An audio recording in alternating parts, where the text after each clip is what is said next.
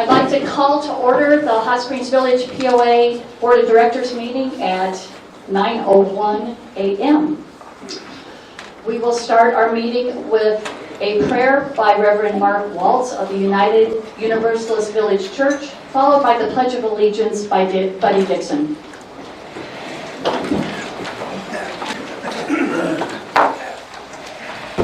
Good morning. Good morning. Everybody hear me okay? Yep.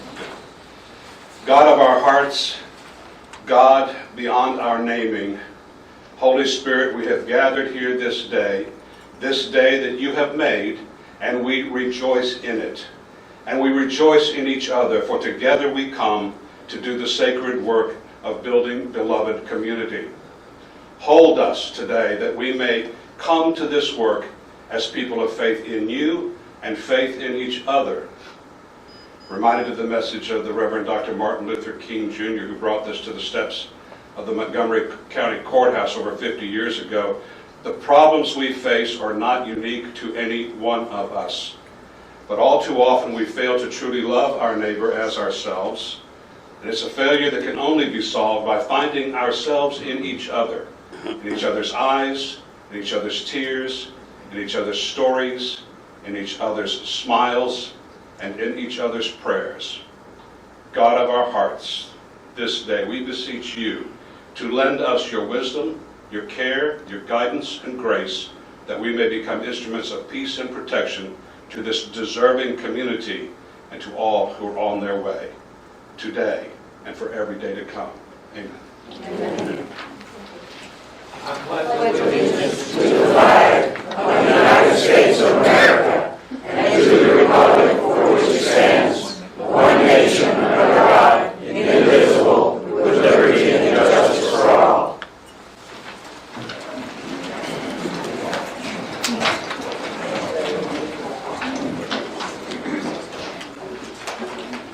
Do we have any special guests in the audience that we'd like to recognize today?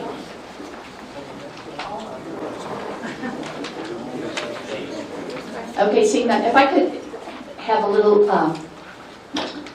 quiet, thank you very much. I do want to remind everyone of the sign-in board that we have. We're trying this time to see if we can better manage our interface with our community. At the end of the agenda, we will have just one opportunity to address the board at the end of the agenda. So if you have not signed in with your name, address, and topic, please take an opportunity to do so before we hit that agenda item.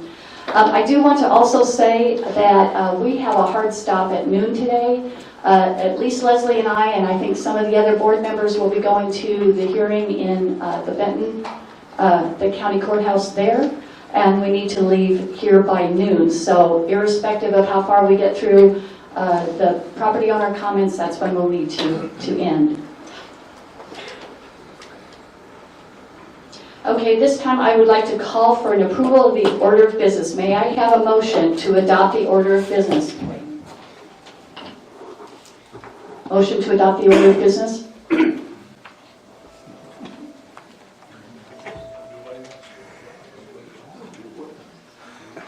A motion to adopt the order of business, the agenda.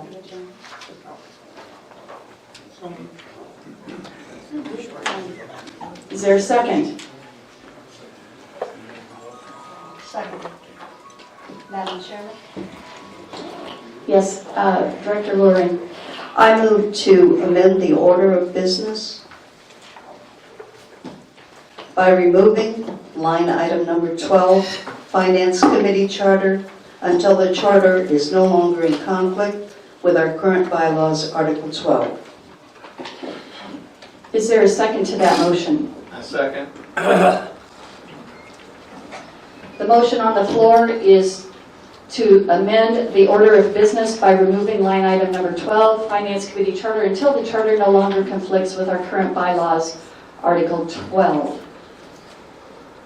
All those in favor? I have discussion.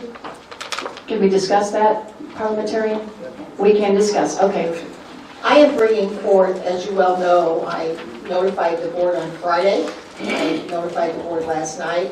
I am bringing forth 13 amendment motions to this charter, and This charter will no longer be in conflict with any bylaws if a couple of those motions are passed. I believe the charter is ready to be discussed in current business today.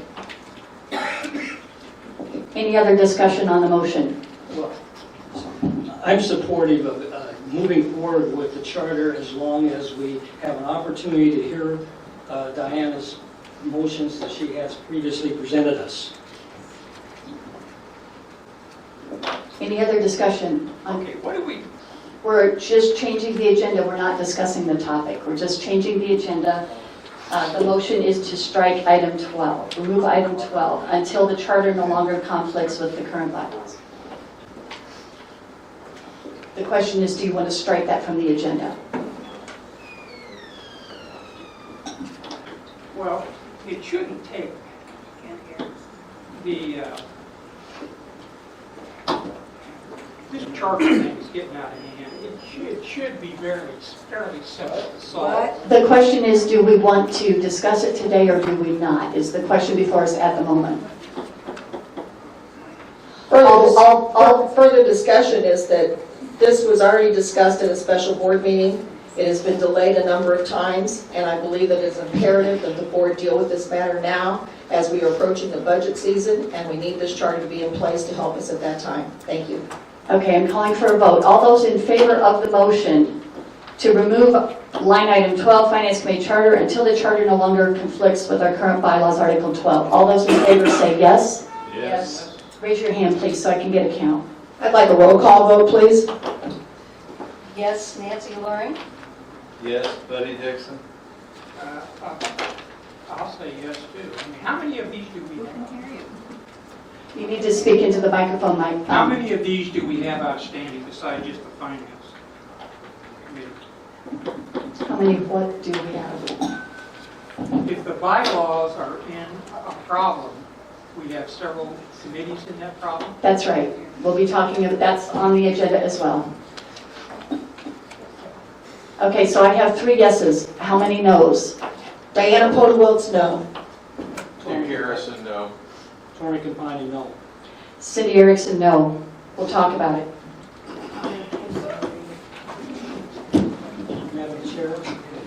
Madam Chair, I have a motion. Okay.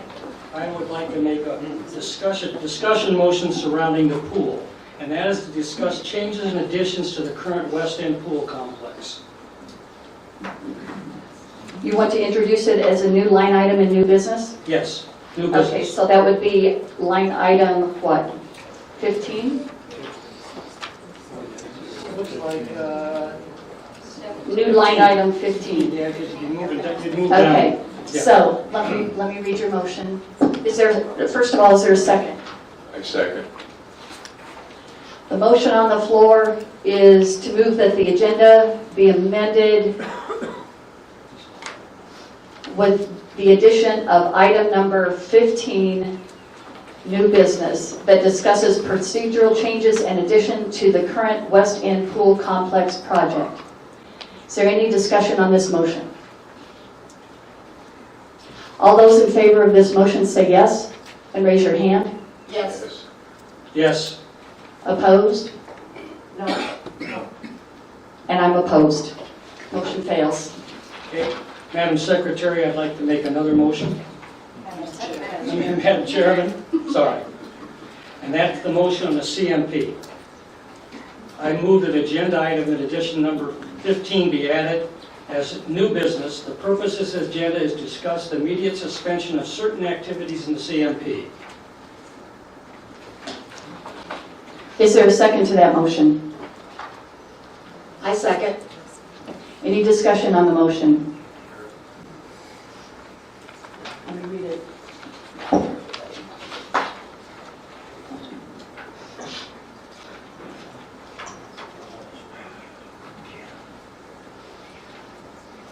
This is the pool one, I need the CMP one.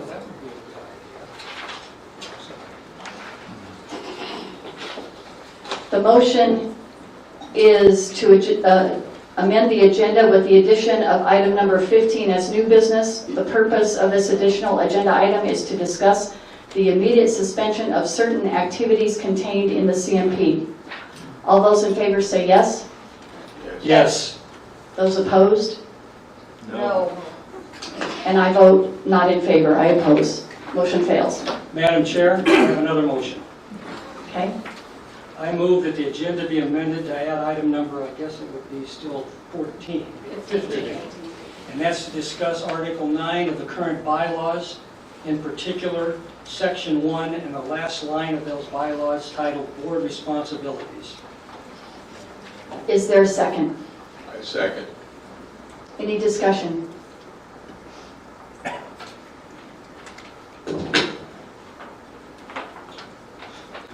The motion on the floor is to amend the agenda with the addition of item number 15, new business that discusses Article 9. All those in favor say yes. Yes. Those opposed, no. No. I vote no as well, motion fails. Madam Chairman, I have two. To modify the agenda? Yes, to add to new business. And Okay. I would assume this would still be 15. Yes. Okay. I move that the board reestablish the monthly work sessions and that agenda be amended as item number 15. Is there a second? I second. Any discussion? Yes, I have a discussion. We previously thought that we could address many of the concerns of the homeowners with regarding openness via our Let's Talk forum. Personally, I've concluded, and maybe others have also, that most of those discussions in there, most of the line item discussions tend to be around operations issues, which in fact, it's very hard for us to discuss because as a board, most of the operations, if not all of them, are responsibility of the CEO. I'm going to pause you right here. All we're doing is agreeing whether or not to discuss it. We'll discuss it if that Oh, okay, I'm passes. sorry. That's all we're doing. I make a motion to discuss. Now, the motion has been made and seconded. Is there any discussion about whether or not to add it to the agenda? I believe it is an important item to go onto the agenda. It comes out of discussion that was at a retreat session. Thank you. Any other discussion on the topic?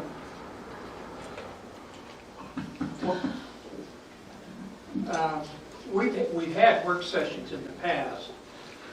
We're just going to see whether we're going to put it on the agenda. If it passes, then we can discuss it. Is that okay, Mike? Okay. All right.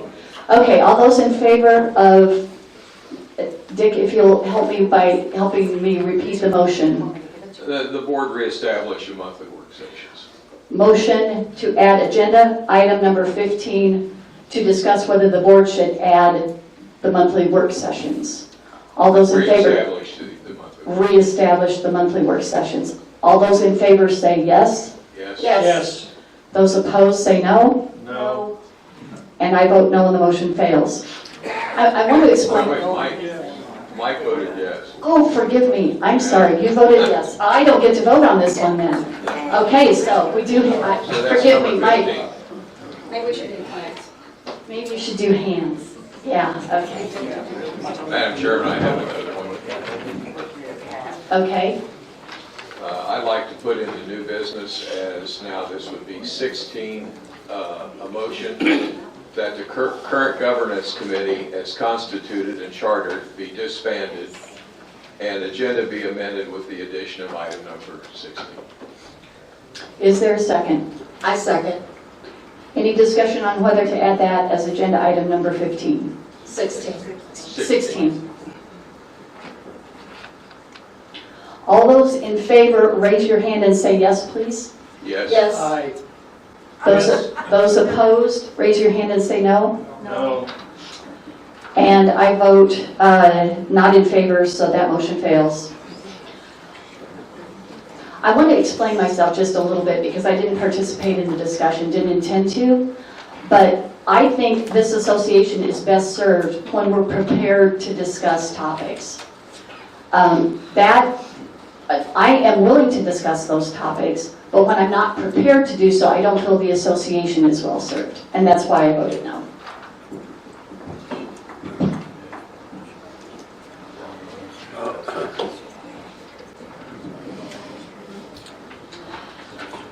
All right, so now we have an amended motion for the approval of the order of business as stated with item 15 to discuss, remind me, reestablishing the monthly work sessions, new item 15. So that's an amended order of business. All those in favor say yes. Yes. Yes. Raise your hand. Those opposed? Those Abstaining. Just want to know. and we have two that, you abstain, you're a no, and Buddy, you're a no, correct? All else are yeses? Very good. The agenda stands as amended.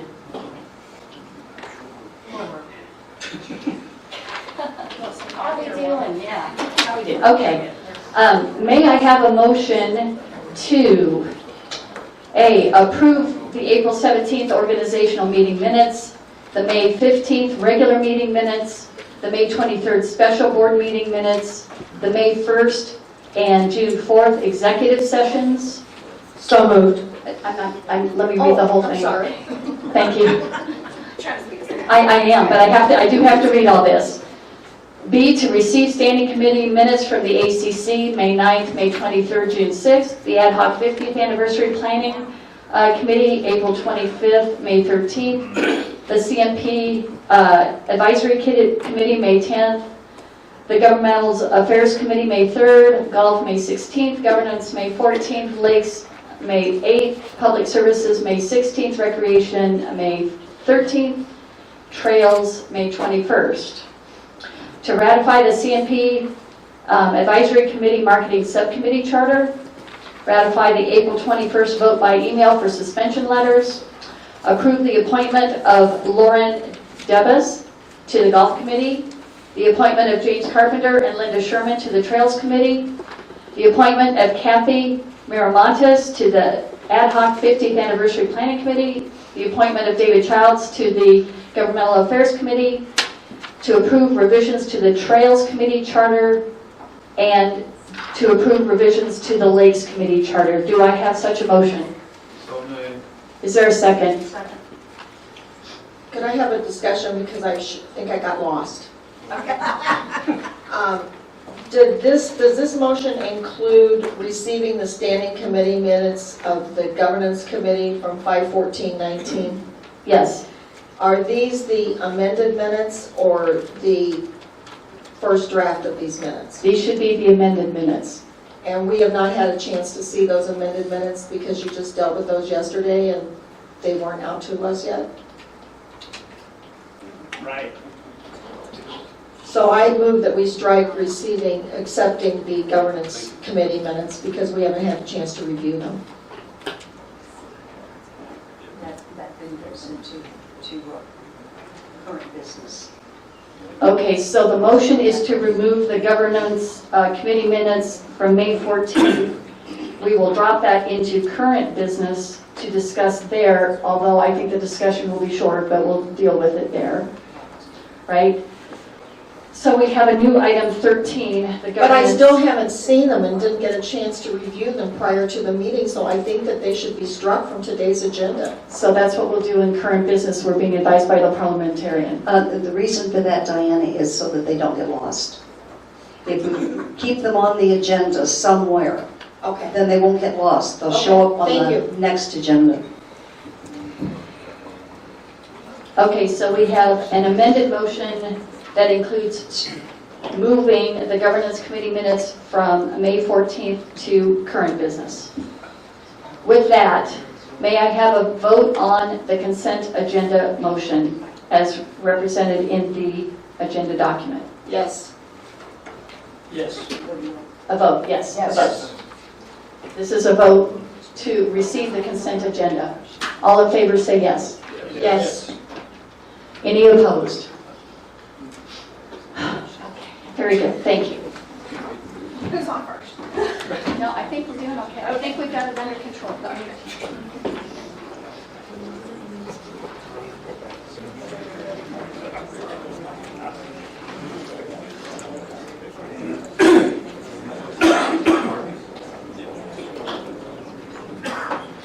Okay, at this time, I'll turn the floor over to CEO Leslie Malley for the corporate secretary report. Madam Chair, if you don't mind, could I start with the Employee Rotary Awards and our project update, and that way the employees could go.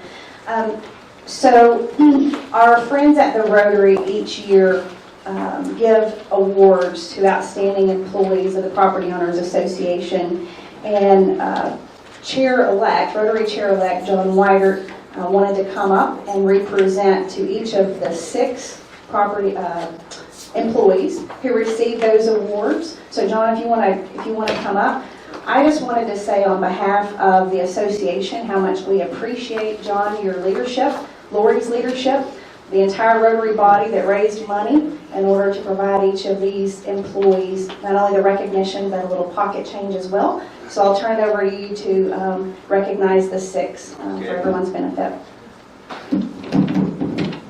Thank you very much, Leslie. Really appreciate the kind words, and so do the Rotary folks that are in the audience. Morning, ladies and gentlemen. How's everybody doing today? Great. Good. I believe we're all keenly aware of how much the Hot Springs Village community depends on our outstanding 500-plus operational workforce. The folks we continually depend on to keep our village a place we can be proud to call home. And as an example of that fact, the July-August issue of the Where to Retire magazine named Hot Springs Village as one of the 50 best master plan communities and one of the 50 best places to retire in the United States. Folks, distinctions such as this do not just happen. It takes a tremendous commitment. It's a top-down commitment which transmits throughout the entire workforce.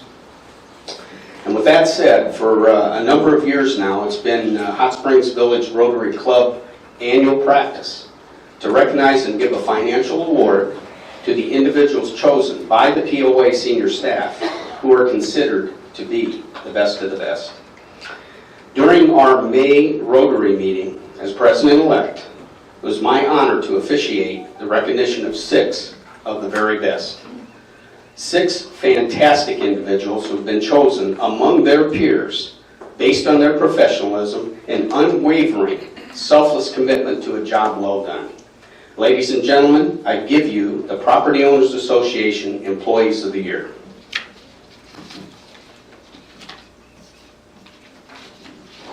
And they are Teresa Scott, if you could come forward.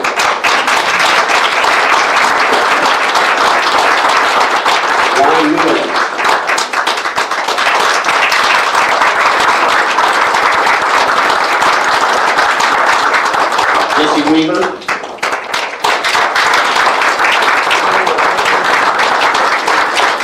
Denise Sumter.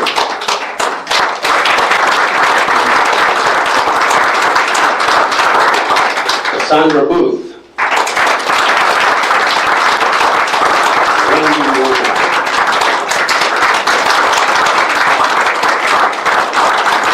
Folks, let me share with you just a highlight of the package that was submitted on each of these individuals. I've got a very short presentation here. Teresa Scott. Teresa works in administration. She is responsible for purchasing and internal control procedures and was instrumental in a second clean audit, as well as garnering additional revenue from amenity discounts previously that were given in air. Juan Nunez. Juan's the Balboa and the Coronado Golf Course Superintendent. He's directly responsible for saving $22,000 by completing in-house repairs to the Balboa cart pass and the court fencing. Missy Weaver. She works in human resources. She instituted quarterly team building activities with a focus on safety and employee appreciation events. Her goal: what is the value of a more engaged and safer workforce? Denise Sumter. Denise works in human resources. She instituted quarterly team building activities with a focus on safety and a more efficient payroll process. Her goal: what is the value of a more engaged, efficient, and safer workforce? Cassandra Booth. Cassandra works at the Coronado Fitness Center. She secured a grant to create and provide a Walk with Ease program in Hot Springs Village. This is a new way for those 50 and older to stay fit. She also instituted a fitness equipment maintenance program and that reduced machine out of service and maintenance expense. And Randy Womack? Randy was previously in the sanitation department. He recently moved to the streets division where he decided or devised a global positioning system to track 3,500 culverts for proactive repair and replacement.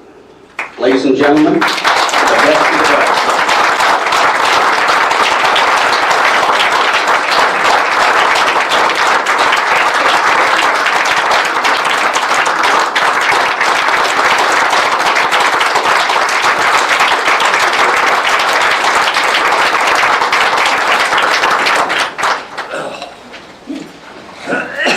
Thank you all, we appreciate you. Have a great day.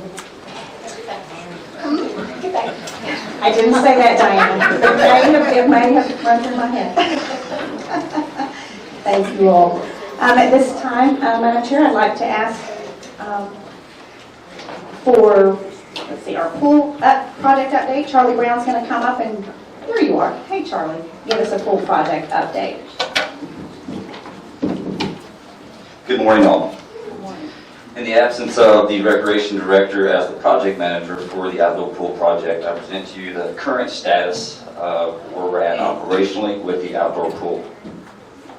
So currently the outdoor pool project is in two phases. Phase 1, or actually operating in two phases at the time. Phase 1, the design phase to include Arkansas Department of Health approval. Expectation for that final approval is July 31st. The phase 2 is the mobilization phase. This is pending the ADH approval or final architectural plans. We will be moving into construction phase in July with subgrade work preparing for main drains and pool basin. So with that, I'll just give you a chronological update of some past recaps and where we're at and just the future, what we're expecting for up through the month of July. April 15, 2019, the contract was executed.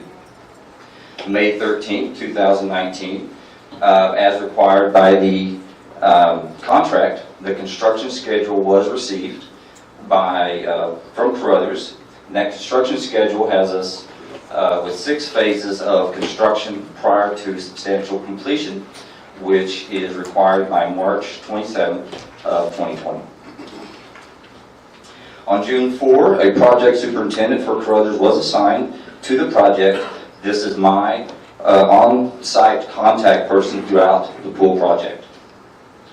On June 17th, we received an ACC permit for mobilization and earthwork subgrade only for the outdoor pool project. Expected June 25th through July 12th, the project superintendent for Carruthers is scheduled during that time frame to be on site to begin preparing for our mobilization of equipment. It will also be doing an initial assessment on site for the earthwork. July 7th, I'm expecting to issue the first notice to proceed for subgrade work. In July, we are currently for the month of July establishing a groundbreaking ceremony, and that will soon be established. And dignitaries will be notified probably within the next 2 weeks of that date. And on July 31st, we are expecting the Arkansas Department of Health final approval of all plans. That's all I have for a presentation. Are there any questions? Yeah, I have a question. Being I'm not in the construction business, what does subgrade work mean? So that would be primarily, easiest way to put that, that'd be work that you're not going to see. There's no structures on top, so it's all dirt work under grade, which would be the grade, the level grade where you start structures up. Okay, thank you. Yes, sir. Can you provide us with a printed copy of this schedule so that we can have this in our personal files as members of the board? Of the construction schedule, ma'am? No, of what you just presented here. Certainly, I will give this presentation to my director and she can disseminate it. Thank you. How about if I stick that in your digest That'd be Friday? great. If you could get it to me before Friday, then I can stick that in. It just was too much for me to keep up with right now. Yes, ma'am. Thank you. No more questions? Thank you. Charlie, as always, thank you. We love to have you on a project. You keep us on task, so thank you very much. May I move to my report? Okay. So looking here at the memo, of course, Liz will go into greater detail about the financials, but I just wanted to highlight a few things that I recognize. Proud to report our members' equity remains strong. We continue to aggressively address deferred maintenance, and we're on track to fund reserves. We are currently projecting a $500,000 difference in a golf subsidy. As the board knows, we discussed that in our BDS, due in large part to the early season weather. As a result of that weather, there have been 13,549 fewer rounds and 52 fewer playable days so far this year. As mentioned in last month's report, and as the board heard directly, the directors of golf and agronomy were asked to identify possible savings. And so here are some things that Tom and Gary have committed to doing to make sure that we stay on track to maintain that strong equity and fund our reserves. Beginning June the 3rd, one golf course per weekday was closed. Late October, this will expand to Fridays and Saturdays, and if needed, during November and December, 2 courses per day will be closed to save on those labor and overhead costs. Labor cost savings were identified by temporarily freezing certain unfilled positions and kind of going with a skeleton crew in some of those areas. We appreciate our maintenance folks, especially, who are feeling the pinch of that. I think they're still getting a great job done. Our courses seem to be in good shape, but they are certainly being asked to go above and beyond at the moment. And the team has begun efforts to recruit corporate sponsors for things like scorecards, pencils, and the golf cart placards. On the positive side for golf, the team continues to excel in welcoming visitor golfers through package play and tournaments. Stay and play package revenue has increased $86,000 over last year. It was, by this time, year to date, it was $265,000 so far this year versus $179,000 year to date in 2018. Hot Springs Village Couples Invitational was held at the end of the month, and they hosted 40 players from 7 different states. Arkansas, Texas, did I get that wrong again? I'm sorry, 120, I wrote it wrong, didn't I?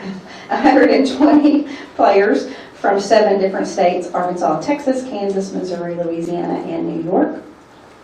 And then I would also just call your attention on the financials as Liz is talking, a slight increase in lakes related to Balboa's dredging, and there'll be more to come. Of course, of that, as you know, it was a little over $500,000, or right at $500,000 in total. Actually, it's a little under $500,000, wasn't it? Yeah. So you'll be seeing that come along throughout the year as that work's completed. One of my sources of pride for the community is our overall home sales and new home construction. So you're looking here at 3 metrics that I pulled together to demonstrate what I believe to be a collective effort, not only among our own internal activities, the Village Homes and Land Division, but our area realtors and our area investors, people making investments here. But since 2016, there has been a 28.5% increase in resale homes, the amount of resale homes that have been sold. During this point, year to date in 2016, 200 had been sold. So far in 2019, 257 have been sold. There's been a 60% increase in new home permits. For 2016 year to date, there have been 15 by this time. So far there were 24, and that's of course as of May. And there's been a 68% decrease in the number of homes listed. As of 2016, there were 397 homes listed at this point in time. Currently, May 2019, 236 homes listed. So people are recognizing our efforts, our collective efforts, and responding. I would say too that, as most of us know, probably about 2014 or 2015, the real estate market actually began improving. Hot Springs Village did not get that lift at the time. We were not focused, I don't think, in that area as we could have been. So for us to be seeing this lift now and capitalizing on kind of what's been a trend here for a few years makes us feel good about our progress. In terms of Village Homes and Land, currently there are 3 Builders Guild pre-sales under contract, 1 Builders Guild spec house closed, and 1 under contract, 3 non-POA lots sold, 5 POA lots sold, 1 POA lot under contract. Cheryl sold 2 existing homes and made 53 referrals to the board realtors. On the tourism front, there have been 33 discovery packages completed year to date. And so far during 2019, 2 of those packages converted to actually property ownership. Life to date in our program, which began last year, we have an 11.4% conversion rate. 8 of 70 discovery packages converted to property ownership thus far, and we continue to track that. And as you heard Kevin talk about, continue to look at accelerating that. In marketing, earlier you all ratified the marketing subcommittee to the Comprehensive Master Plan Advisory Committee. The CMP Advisory Committee appointed Pam Avila as the subcommittee chair, and she's been working to recruit members, so we'll be helping with that effort and posting that in an e-blast, a call for committee members.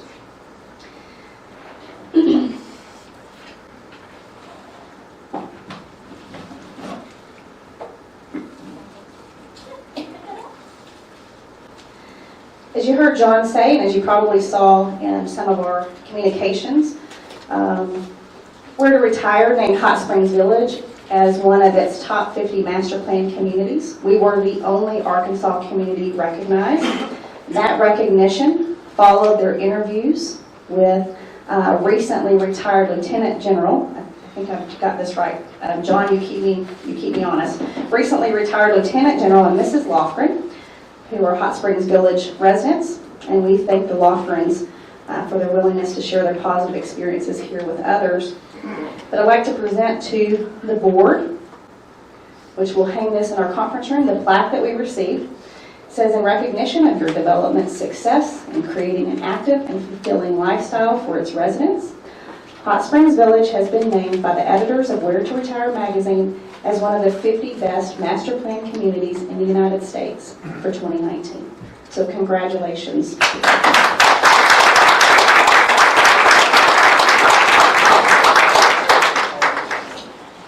Okay, and then finally, the 50th anniversary. We're all really, really excited about our big birthday party next year, our 50th anniversary party. And that committee has just been doing phenomenal work. They continue to meet and build excitement and build momentum towards those parties. I want to thank the Hot Springs Village Voice for their coverage of the committee's Forward Together Forum. That was led by the committee's chair, Linda Mayhood, and Vice Chair Paul Bridges. That committee has been working to finalize a special logo to be used by all clubs, churches, community organizations, businesses, and other valued partners that make Hot Springs Village a very special place. So you see in your packet the logo that they've chosen. Interested to hear your feedback. Do you have any? Yeah? You had a chance to take a look at it? You like it? Okay. Yes. I really like the way that it incorporates the conquistador, if you notice that in the 50s. And this logo was chosen by the committee and supported by staff. We shared it with Cooper Communities and are awaiting their feedback. I'm not sure if we've gotten that yet, but want to make sure that everyone feels good because we will be asking anyone who has any party. So Cindy, when you have parties at your house, we want this logo stuck somewhere. All right. And you can expect the committee to begin sending out communications explaining where and how to use the logo, giving suggestions on that, and we'll issue a press release authorizing its usage throughout 2020. And then I want to end on this note. Last week I had the pleasure of hearing Louisville, Kentucky Mayor Greg Fisher give a keynote address. And one of his comments seems so fitting as we look towards our 50th anniversary. He said of Louisville, "Our city should be a platform for human potential to flourish." So on the eve of the Hot Springs Village's 50th anniversary, may we truly flourish as human beings and celebrate all that makes living the dream possible here. And with that, I'll take any questions. Thank you, Leslie. Tormy, do you have? I have two comments. One, I'm excited to see that we've got the 50th anniversary. I hope that party's more exciting than my 50th birthday party, which I didn't particularly look forward to. The other thing is on golf. I played Granada Monday, and in all candor, I've never seen the course in better condition than it is this year. The greens were beautiful, the fairways were beautiful. The only thing that wasn't was my game. So I feel you. I compliment the golf committee and the golf organization for the fine job they're doing. I played some of the other courses last week and they're in great shape also. Nice job. Thank you for that. Anyone else? Diana? I have a couple of questions. You note that golf is going to miss the subsidy's going to increase, I believe is how you put it, currently projecting about $500,000 difference there. You mentioned some cost reductions and some possible additional revenue creation through the advertising and scorecards, which I think we used to do at one point in time. What do you see those ideas doing to that bottom line? How much of a difference do you think that they're going to cut into that $500,000 bottom line difference? Or is this after those are taken into account? Well, no, it's part of how we make that up. So I think the information that I handed out in our BBS, you probably saw me break that down. I maybe didn't hand it out. But that's not available to the public. So. I may not have talked through it, so or showed you the details. I may have only just talked through it. The revenue itself, I think they had ranges that, if I'm remembering correctly, about $100,000 came from that effort, potentially. The biggest change was the labor savings. So we're not going to have to, they don't anticipate that our guys are going to have to work overtime or anything like that to make up for not enough staff here? Well, that's part of the reason why we're also closing some of the courses, the way that we're closing the courses. But they figured all of that in terms of how many hours they actually need to maintain the courses in good condition. So our desire is to cut what we can cut without negatively impacting the golfer's experience. Okay, that's fair. That's great. So you look to these bullet points that are in your report here, the closing of the golf courses, the recruiting corporate sponsors, etc. That the total of those could possibly make a $100,000 difference in that $500,000 shortfall. No, all of those make up the $500,000. They cover the shortfall. All of those are going to All cover of the those, $500,000 shortfall. That's what you project to happen at year end. That is what I project to happen. So if you remember, we talked about some capital that we were freezing as well. The labor savings, I don't think I put the capital on here, which is very minor. But yeah, that's... Well, but doesn't the capital come into a different area that we talk about when, the golf subsidy? That $500,000 doesn't include their capital, does it? That's from operations? I'm managing to cash impact. Okay. Yeah, that's what I'm trying to manage to. And that's all going to be solved. Okay, in regards to the couples invitational tournament, did we see those kind of numbers in last year? So we're running about the same year over year on that? Yeah, I don't have those details with me. Okay. Okay, and then in your comparison between the overhaul home sales and the new home construction, you state that, you know, we were a little slow, Hot Springs Village was a little slow coming to the real estate turnaround when the economy started picking up.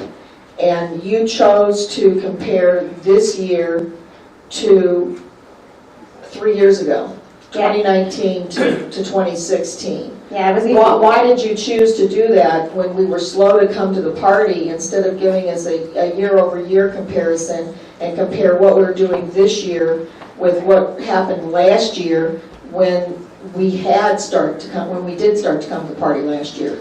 So if I had used 2014? No, Oh, you started 2018. using 2018? I used the point in time when we actually made a targeted real estate marketing effort.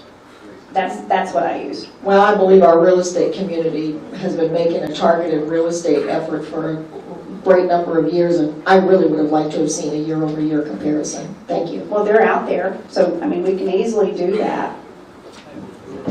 Thank you. Okay, I have, Mike, since. I want to talk about Mike's golf for a spoken. minute.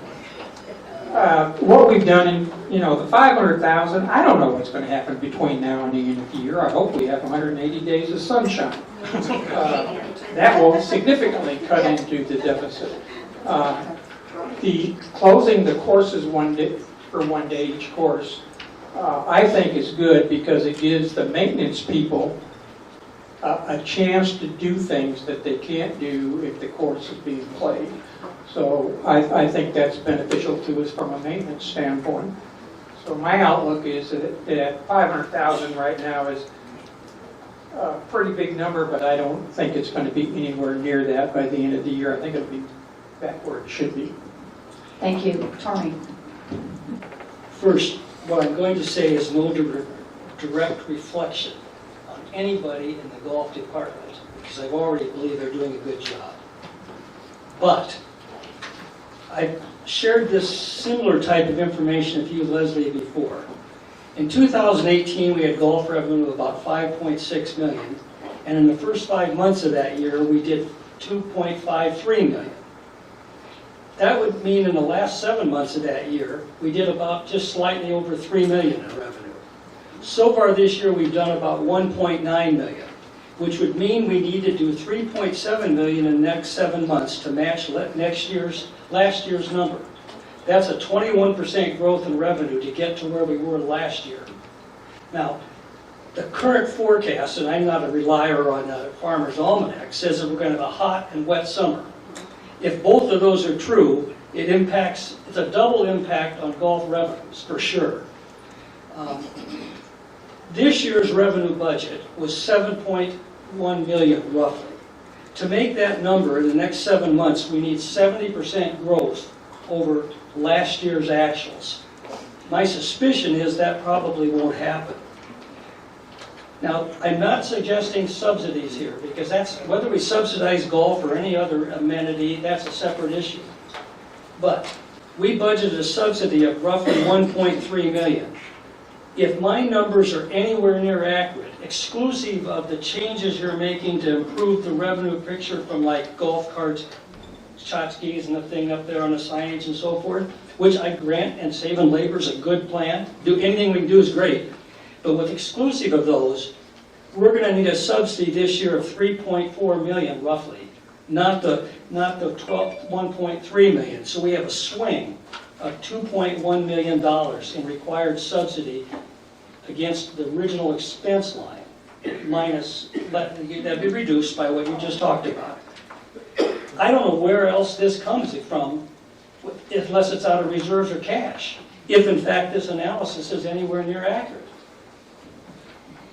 Yeah, I mean, I'm not projecting the same thing. I'm not saying your numbers are wrong and mine are right. I think that as we go along and we see what our weather is, then we'll know. But obviously, at the end of the day, we only have, X amount of cash, right? And we've got to figure out how to do that. So it just continues to become something that we adjust as new information presents itself. Well, I hope my numbers are wrong, and I hope we do 10 million in revenue, and I hope that Mike is correct. Instead of 180 days of sunshine, we get 360 in the next 7 months. No, I wouldn't want that. Already 70 days out I want to be, I want to be efficient with our time. We've got a really big agenda in front of us, and we need to leave at 12. So anybody else have any comments with regard to the CEO report? If not, I have one question. In the second bullet point, we're currently projecting the $500,000 difference. Excuse me. And you list the number of fewer rounds and fewer playable days. Is that when compared with what was budgeted or compared with last year this time? That's last year. Oh, okay. That's last year. Thank you. That's my only question. That others didn't already ask.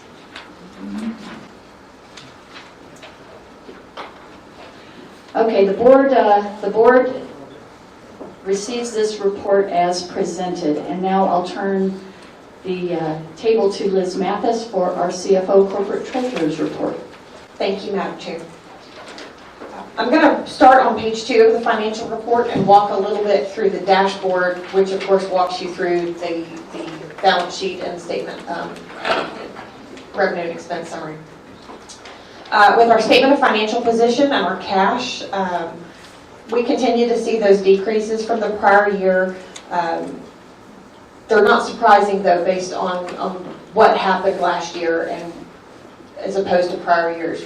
Last year was really the first year that we spent capital almost as budgeted or even close to it in several years because we had been escrowing and deferring spending and things like that for quite a while.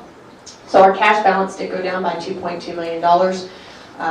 Our bond funds went down by 4.9. That was required spending of those bond funds for wastewater infrastructure improvements. And then of course we added about $1.5 million to reserves this year. With total cash equivalents down about $1.5 million. The piece here, the little note that I made, is that the overall decrease in our cash and cash equivalents has only changed about $200,000 since the end of 2018. So while it looks like a very large change from last year, it's really not moving a whole lot over the last 5 months. And then just a side note that I made, as we look at all this cash, we had $4.9 million of capital assets last year. So that's where a lot of that cash went. And some of it had been rolled over from prior years, which is why it looks like it's down from what we brought in last year. Assessments received and assessment and penalties billed are up slightly. I did want to note that our delinquent and unproductive properties were down 62. We've improved. We have 62 less delinquent and unproductive properties since December, and on the unapproved, and 13 on the improved properties. So while it's not as big a number as I would like to see, certainly, and while the that number is not moving the way I would like to, we are making progress slowly but surely. On the long-term debt, it's down $759,000 from the previous year, and our overall liabilities have decreased by $926,000 since the previous year. So we have debt, but we're paying it down appropriately and moving that in the right direction. And our viability ratio and debt service coverage ratios continue to fall well above the minimum set by our debt policy. And again, our property owner equity, as Leslie noted, is $424,000. Up from the previous year. Our enterprise goal is to maintain that current value and at least keep it stable at a minimum. So seeing it up is certainly something we're pleased to see. On page 3, just note that public safety, public works, lakes, food and beverage, and recreation are all showing increases in revenue over the previous year. And our total net revenue is about 33% of our budget so far spent, and $529,000 less than 2018, which is of course largely in golf. And the piece of this is $364,000 of that change from the prior year is related to the trade-ins on the golf carts, which we have not done yet this year. So that's a big, honestly, a big chunk of the difference in golf that we're seeing in year-over-year results, and that's not budgeted. That revenue has never been budgeted. We didn't count on a specific amount. So when we talk about the difference in golf over prior year, that factors in, and it also talks about one of the other ways that we're going to be able to improve that gap on budget and revenue shortfalls to budget. We have 27 more improved properties since December. So that's properties that have been finished completion on construction are now paying the improved assessment rate. And 24 new home permits so far this year. I did want to point out that 5 years of the home sales, lot sales, home permits, discovery packages, and homes listed for sale are all listed on this community development graph. So all of those numbers, Diana, with the prior year numbers that you were looking for are right here. And Leslie already told us the overall rate for our conversion rate for our discovery packages is 11.4%.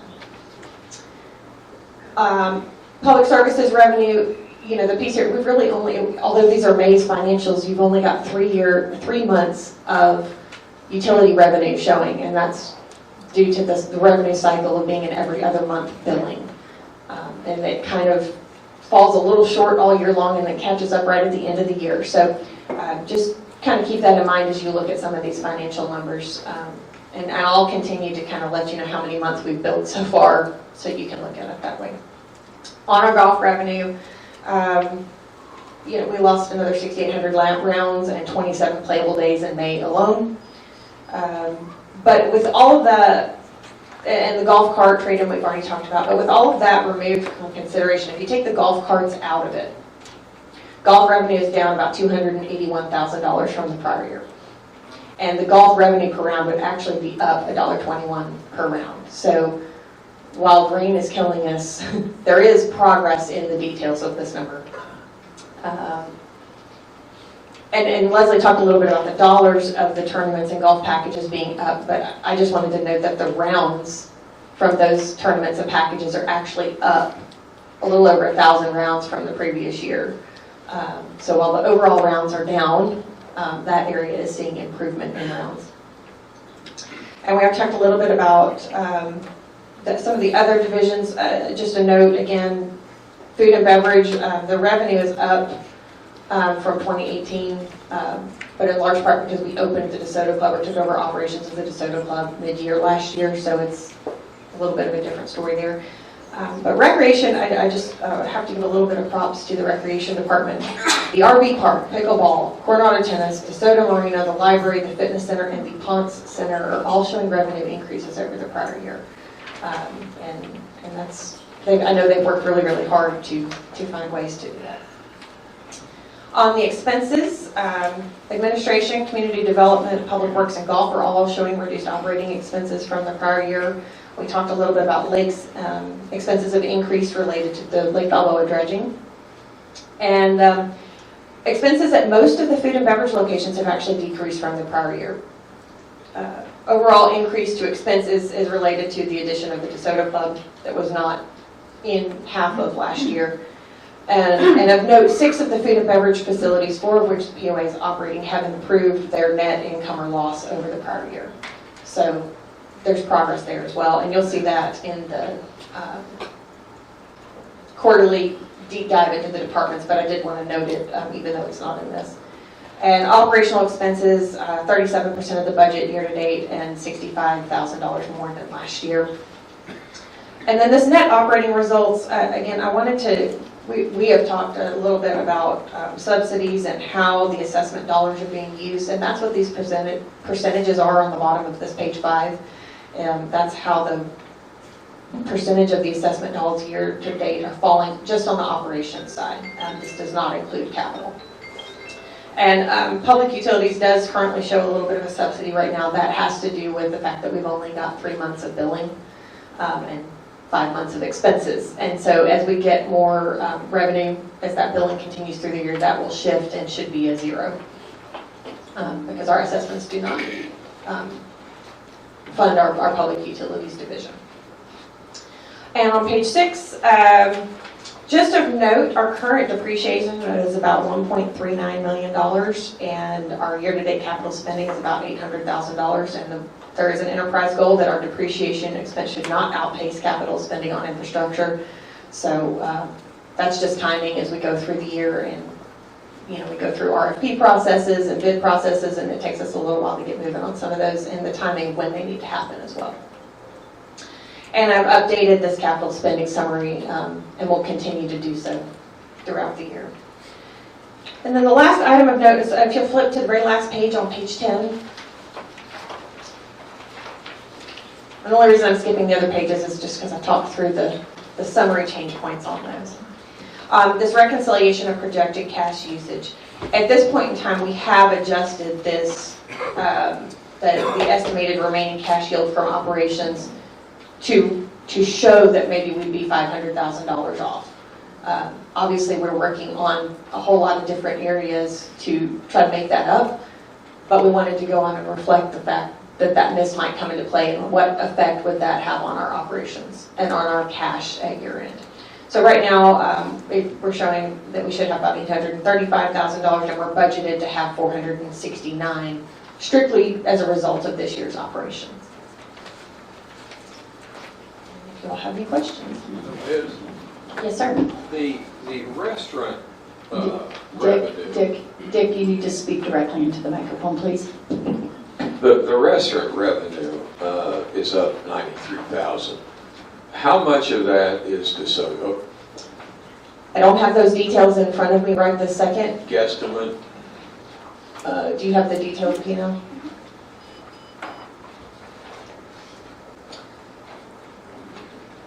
$167 versus $59, $100,000. 100 grand, so the increase basically is Is that, DeSoto. yes. Well, as an old retailer, when you look around and you see a competitor go out of business, I would take a swag estimate that when Last Chance closed, that opened up, I'm guessing Last Chance did something between $1.5 million and $2 million annually. So the time they've been closed, there was an opportunity for the rest of the restaurants in the village to pick up $400,000 or $500,000 that wasn't being spent at Last Chance.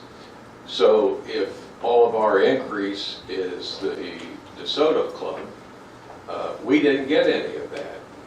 Would that be a fair thing to say? Let me look at Granada, because that's the one place where they said they noticed an influx. Sure. So let me look at Granada's revenue. And I don't know what, other restaurants have done, but let's see. I didn't look at you. Granada is, they're flat there. So I would say your assessment is correct. We did not necessarily capture that bar We didn't revenue. capture the business available. Yeah, and I don't remember when they closed exactly. So these are through May, and when did they close? End of May, so perhaps we don't have the timing yet to see it. Was it April? Was it maybe April? Okay. No? It closed the end of March. Yeah, so either way, point made. We need to figure out, somebody's getting it, or people aren't going anywhere. Or maybe they're drinking at home. I know. I've got a couple of questions. First of all, let me ask you, I'm looking at, I can't remember the page number, but where you gave your capital summary. Yes, ma'am. And I didn't see anything on there for the new bocce ball courts. Are we going to be capitalizing any of the costs associated with building the new bocce ball courts? Yes, they're right here on this, that was prior to your capital budget rollover. We haven't had any spending as of the end of May on that project. But it is listed as a Oh, because budget they item. didn't start working on that till June. Yes, ma'am. Right. Okay, I'm sorry, I missed that. And will we be including, when we do the capitalization of the bocce ball courts, will we be including our in-house labor that's being used for that project and capitalizing that? I know a for-profit corporation, the IRS, would require us to do that, but I'm not up to date in tax law, and I certainly have no experience in tax law for nonprofits, so I don't know what we would be required to do for the IRS versus what we want to do for book purposes. As a board member, I would like to see all the costs capitalized for that project for book purposes. So, and I agree, I've done cost accounting. I will tell you that a prior board felt like that was a way that, that salaries were being carved up and put in different places, so a prior board directed that not to happen. that may be a discussion that we want to have, and you all want to decide, is it worth seeing it on the Capitol, or would you prefer to see it in kind of its other locations, for instance, what we're subsidizing recreation in that particular example. So I just think we probably need some updated direction. Well, and I'll say one of the things that I would, and I briefly mentioned this to some of you, maybe to you when you and I met, but the organization doesn't have a policy on capitalization at all, which some communities do, a lot of municipalities do, and that's really something that I was hoping the Finance Committee could take a look at and help work on and develop, and that to me is something that the board could then create some policies around. I'm certainly willing to do whatever costing we need to see fit. And then I have one other thing. In regards to page 10 in your financial dashboard, your reconciliation of projected cash usage, you have an item here, and I can't look at you and look at what, so you have an item here, estimated remaining cash yield from operations. Estimated is a key word there for me as an accountant. And that number is $3,381,207. To do an estimated number, you had to have some sort of spreadsheet or something to go into that. I think it is important for this board to see the details of that number. Estimated to me is always, this is my crystal ball number. That's not true. You have a lot of working papers that you created to come up with that number, and I think we need to know it and understand it.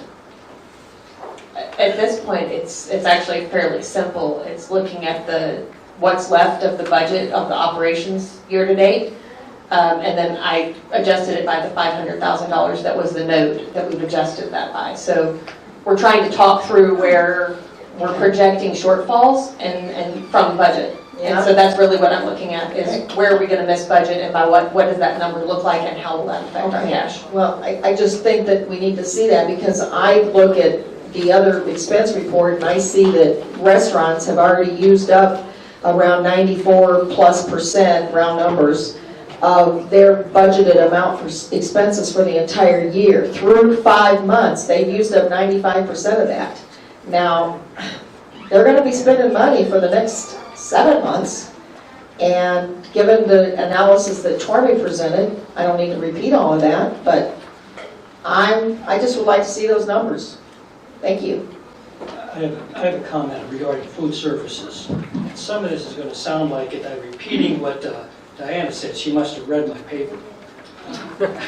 In 2019, the revenue goal for food services, by the way, I'm not reflecting on what kind of quality job they do in the restaurants, because I've eaten at Granada a number of times and I've been satisfied with the food, the price, and the service. So it's not that's not what I'm talking about. The revenue goal for food services was 1.36 million, and expense budget was 1.6 million. That would have been a subsidy of $239K.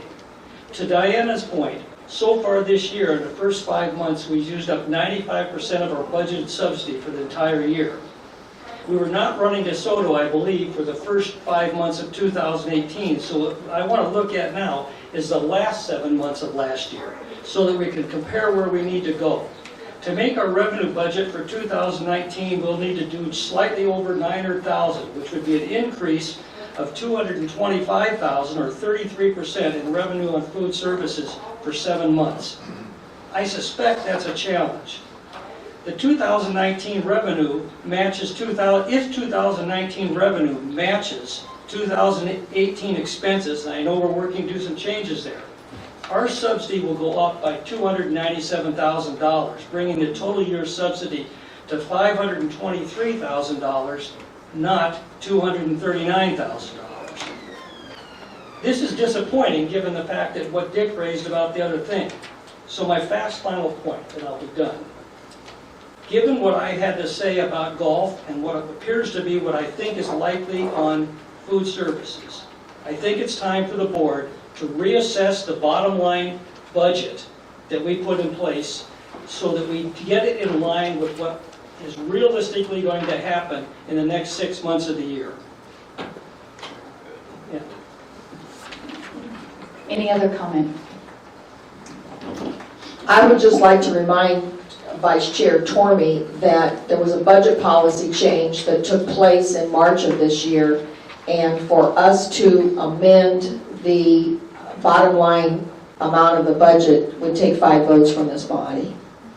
One other question I forgot to ask, Liz. What's the average interest rate that we have on our debt? I don't know what the average is, but I don't think any of them are higher than 5%. Okay. And is our debt reduction policy, is that something, I don't recall this body looking at that to see if we need to be making, do we need to preserve some cash and stop reducing this debt at this point in time, given our view of possible cash shortfalls at the end of the year? We're making required debt payments at this point, so we're not paying off debt at a rate faster than we are required to do, so we can't stop paying those debt payments. But That's fine. Thank you. So to Diana's point about what it takes for the board to change the budget, let me just say that the staff don't want to miss the budget either. So we are actively working every day, each month, to readjust, and we won't need a motion from the board to know whether or not we're going to miss our cash or whether or not we're not going to be able to make reserves. So I think if we work together, like Tormey, I appreciate the information that you brought forward. Challenge us on those numbers. We're doing the same thing every day, and so are the rest of the 75 department heads. So we're not waiting on you all to tell us that we might miss it. And we'll bring forth those budget changes if we feel like that needs to happen before you even say it. Any other comments about the CFO report? Okay, this board receives this report as presented with thanks. The COO report, Jason Temple.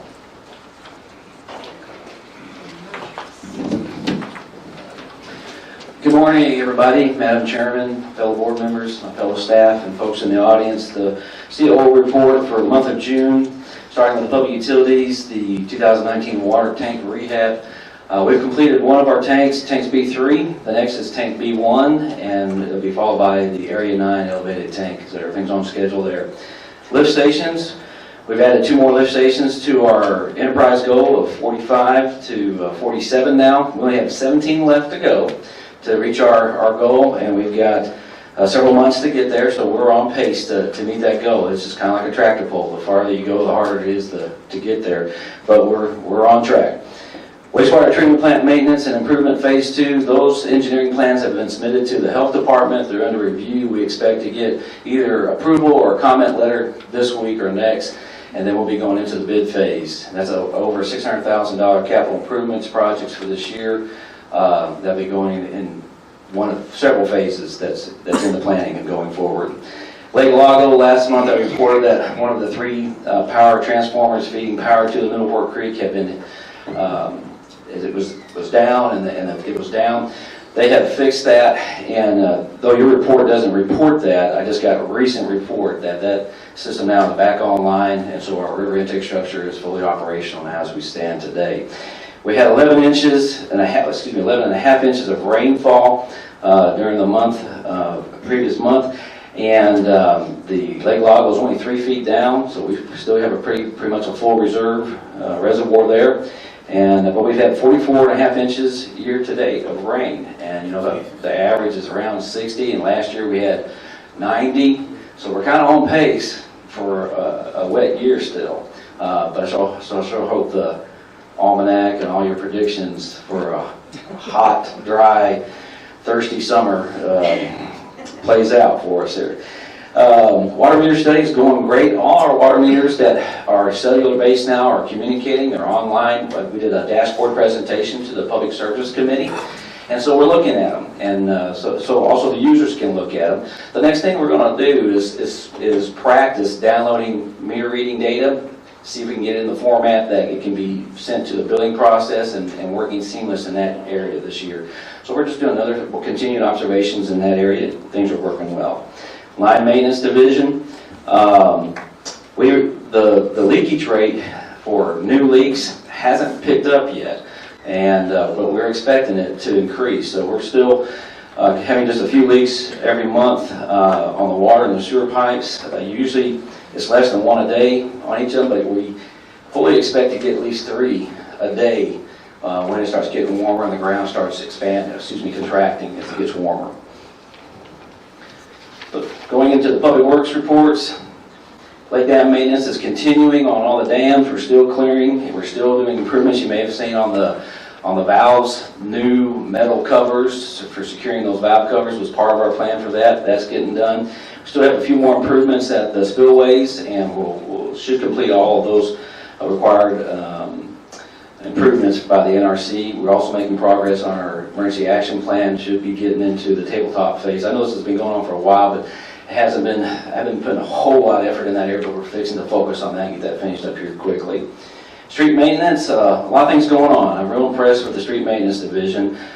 They've been without a full-time superintendent all year, and under the leadership of the interim, Joey Stadler, they've done very well. They've maintained their 10 tons of asphalt per week of hole patching, and they've actually made some new records this year for its asphalt placed for road repairs. They've done 44.8 tons for the month and 193.5 tons year to date.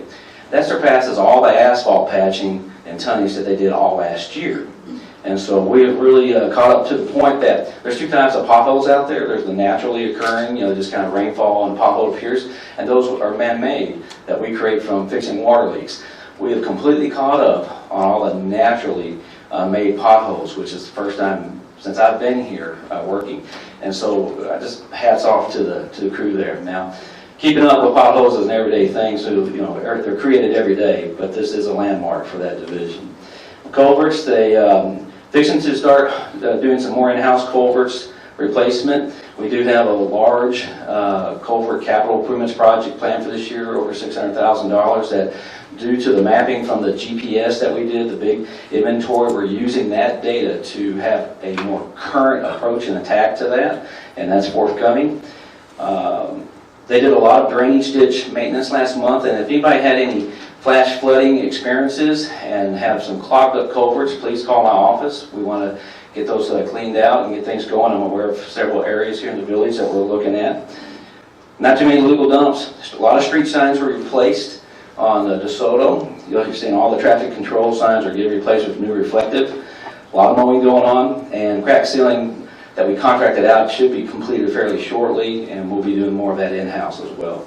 You also may have noticed at the Balboa Gate that we put up some new signage for visitors who get directed there by their own GPS units, that if they don't have a card, they can't get in. A lot of times that creates clogging and disruption, and so now they have signs that can tell them that you turn. There's 3 signs in a row, so if you don't get the message by the time you get to the gate, there's no excuse. Let me know if you can't, if the letters need to be a little bit bigger. But we're doing all we can to communicate, let folks know they need to go around and go back to the main entrance at DeSoto Boulevard.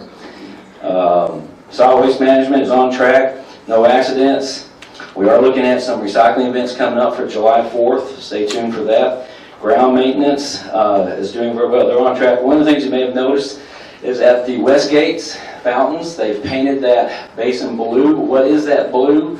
That is just a watertight sealant over the concrete. As you know, they lose water to evaporation. They also lose water to just water leaking through the system there. So they've put it on a water sealant over that concrete to help reduce the amount of water that they add to those fountains. Building maintenance is on track. The only thing that kind of really stands out is that maybe you heard that the DeSoto Club got hit by one of the century pines on the corner. It wasn't any really major damage, but that repair has been completed as of yesterday. That concludes, and fleet management is keeping up. That concludes my CO report. Any questions? No, but I have some comments to make. First off, I think it's good to see the new street signs, and they're down low enough at eye level to pick up. On the Balboa sign, I think that's good, but I also think maybe we need to look at the Danville Gate one. It's the same way. A lot of people drive a long way in there and then can't get in, so it's a problem. But I'm pleased by the report. Looks good. Yeah, it's kind of a test phase at Balboa, so we'll take your good comments and apply that to the rest of the gates. Quick comment. I I know you haven't done the ROI on the water meters yet, but I saw the presentation you gave to the committee the other day, and I'm pretty impressed. Whether or not we're gonna get a good quality ROI, I don't know, but the information that comes off of that system is really amazing, and I'm sure it could be advantageous. And the other thing is, I'm glad you explained to me what the blue was in the bottom of that fountain, because multiple people will ask me, what is that? Now I can tell them. Thank you. You're very welcome. I know it's a big change, and we try to get the information out there on that. Is that the brightest blue you could find? It's pretty loud, isn't it? It is. Okay, any other I comments? just wanted to thank you for a good report and a job well done, and let you know that I certainly appreciate all the efforts that you make for our village. Thank you. It's a pleasure to serve.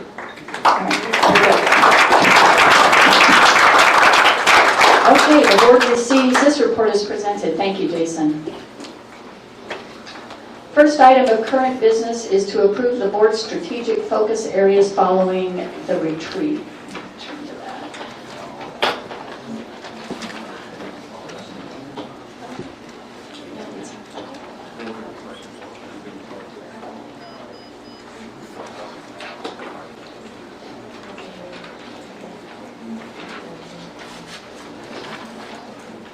Okay, so may I have a motion to approve the strategic areas of focus for Hot Springs Village in 2019 and 2020 as described in the attached memo? May I have such a motion? So moved. And second? Second. By way of background, at the May 1st and 2nd board retreat meetings in 2019, the board identified areas of strategic focus which are recommended and supported by a majority of directors. They should inform operational and governmental decision-making for the remainder of 2019 as well as the 2020 budget. The areas of strategic focus for Hot Springs Village in 2019 and 2020 are specified in the attached memo.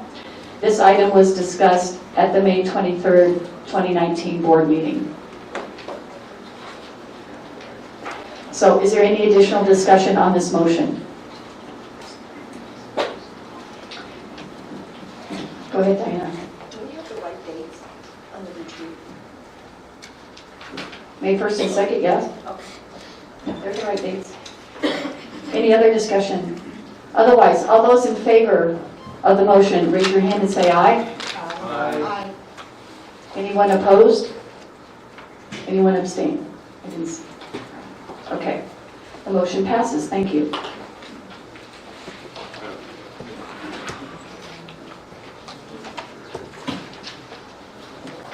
The next item on current business on the agenda is to approve the proposed Finance Committee charter. May I have a motion to approve the proposed Finance Committee charter as presented, contingent upon the revisions to Article 12 of the bylaws? The committee shall be listed as a joint committee under Article 12, Section 1C of the bylaws. May I have such a motion?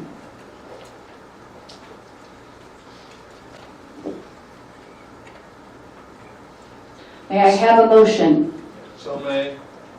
Is there a second? Second.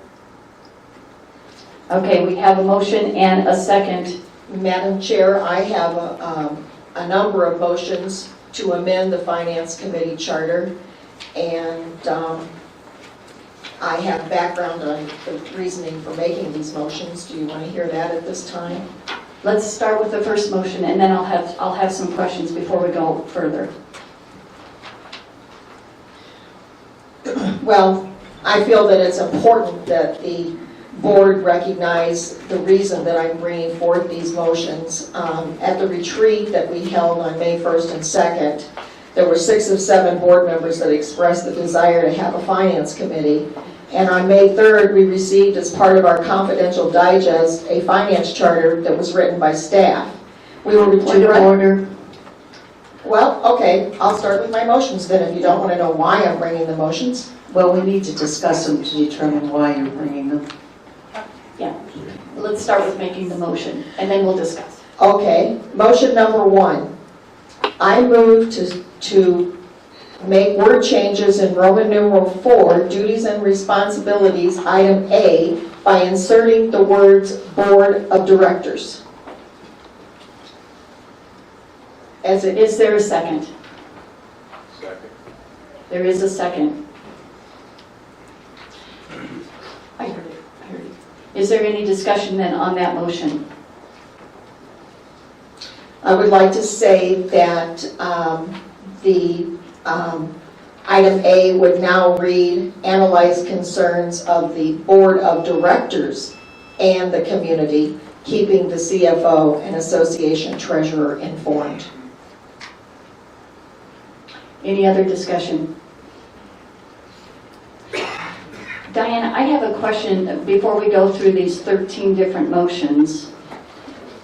I recall from our last board meeting on May 23rd, the board asked you, and you did, meet with Liz to jointly revise the charter that was part of the original motion, correct? That is correct, and we were unable to reach an agreement.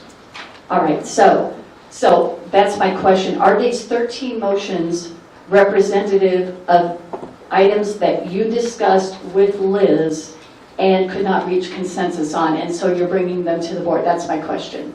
To answer that question, I would have to say that these 13 items are a result of that meeting in addition to my receiving input from many members of the community.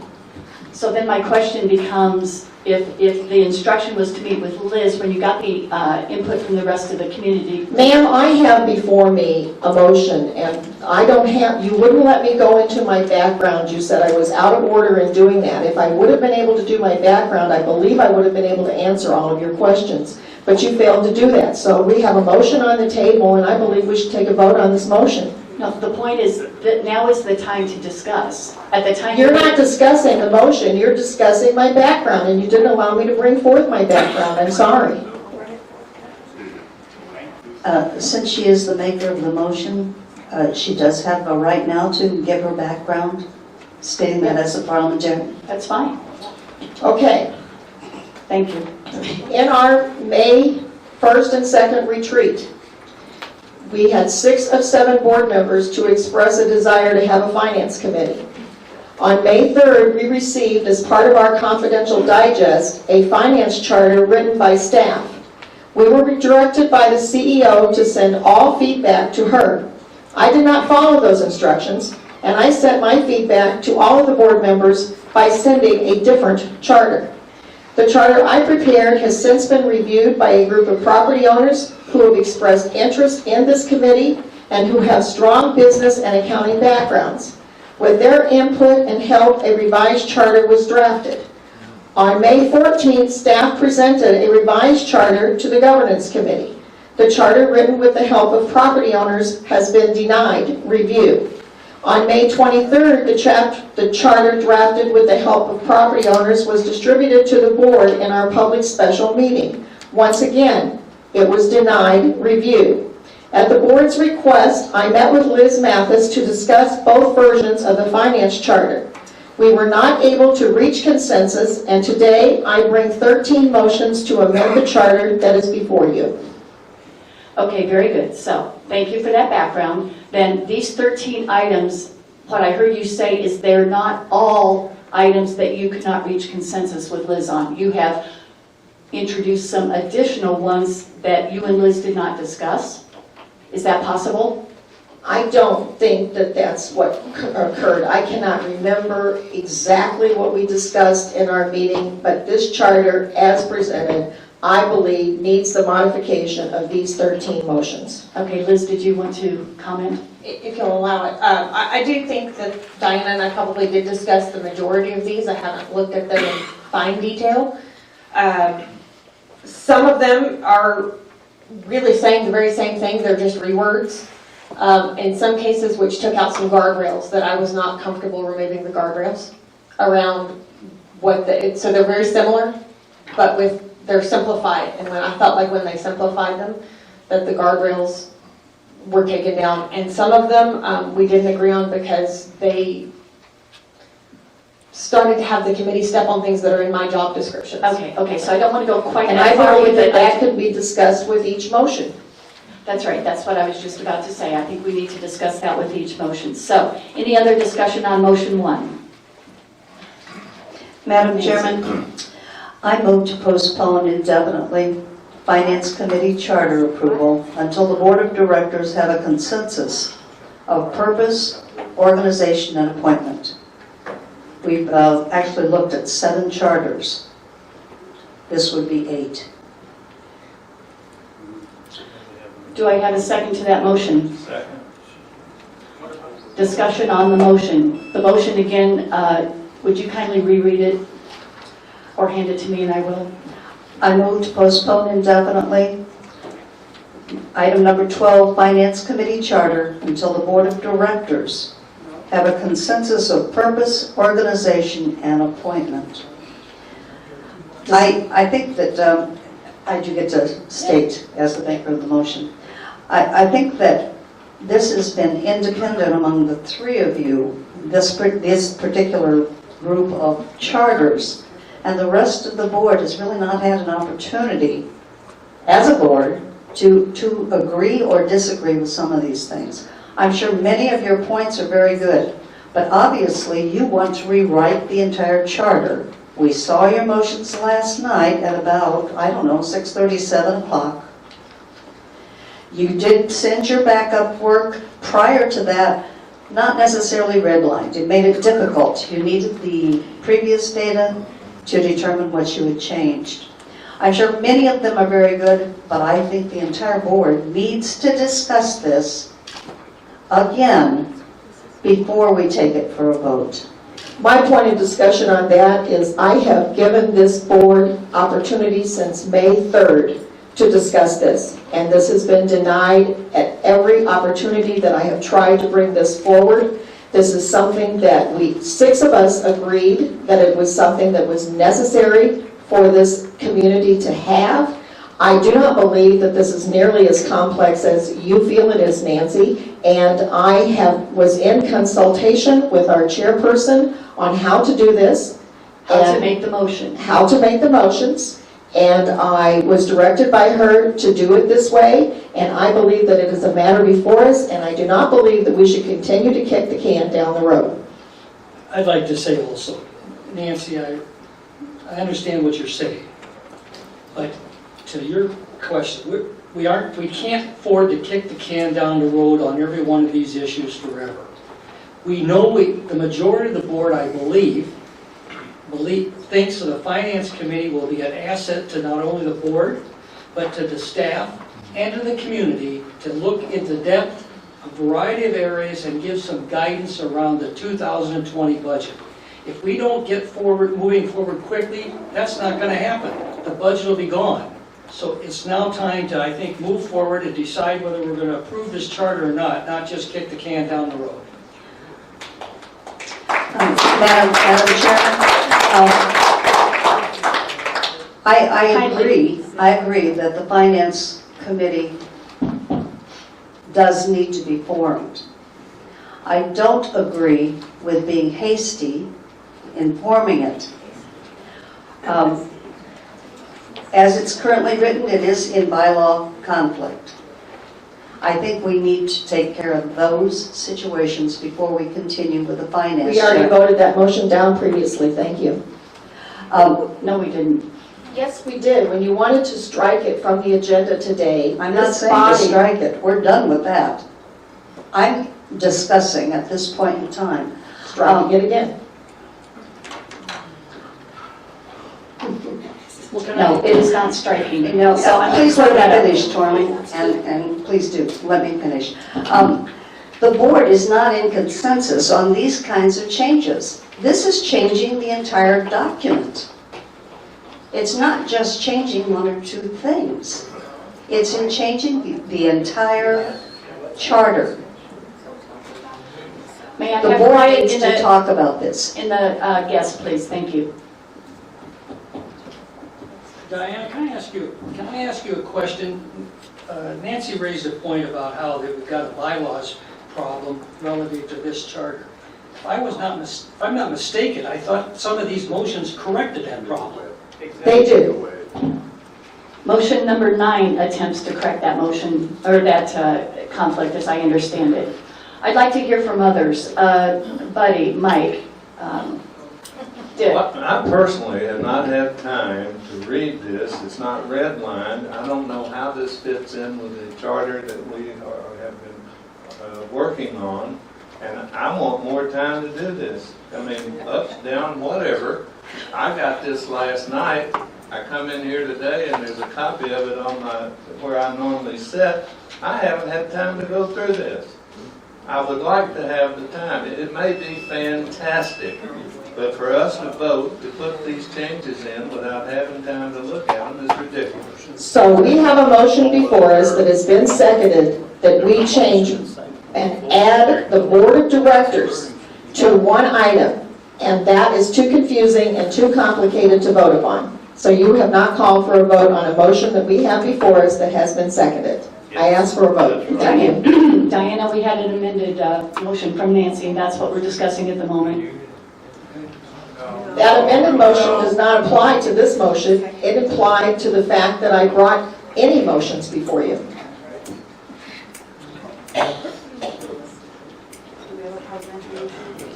It does apply to this motion because it is involving the Finance Committee charter. And presently, because it has not been approved, it is in conflict with the bylaws, and there is not a single purpose for this particular charter. There is not a common consensus of organization and appointment. Therefore, my motion is correct. It's at the chair's discussion or discretion if she wants to call for a vote on it. The charter was brought before the governance committee. The governance committee, in their minutes, signed off on this charter. That is before us today. This is true. This is true. Dick, were you about to say something? Well, I just want to reinforce the thing that Diana said earlier. We've got some serious planning issues coming up. And since May 1st, we've talked about how we really need to restructure how we plan our business, how we run our business. And this finance committee would be a great asset towards that. And the committee could work with Liz and her people and do planning to the level we have asked. And it won't happen unless we get this thing agreed upon. And again, we don't have RASP anymore. So, you know, in the absence of RASP and in the absence of a go-to group that can help us with some of these issues, we're dead in the water, and there is urgency here. All right, very good. Mike, do you have anything you want to comment? I want to give everyone an opportunity before we vote on Nancy's motion. Well, this is a lot of changes. I'm having a little difficulty understanding some of them. In fact, I'll go to the bottom one here. No. We don't want to jump around on motions. What we're talking about is Nancy's motion to, repeat your motion, please, to suspend. I'm sorry. I want to get this right.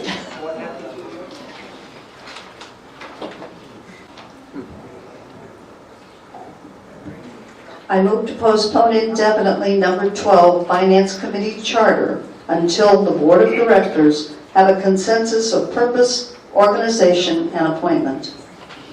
That's the amended motion that we're discussing at the moment. Anything you want to say for that? Okay, then I'm ready to. All right, so the motion, once again, I move to postpone indefinitely number 12, Finance Committee Charter, until the Board of Directors have a consensus of purpose, organization, and appointment. All those in favor, raise your I hand. still have a confusion of how this motion differs from the motion that Nancy brought before the board to change the agenda. Because that was just agenda change. What we voted there to leave it on the agenda so that we could have this discussion now. And that's what we're doing. Okay. All right.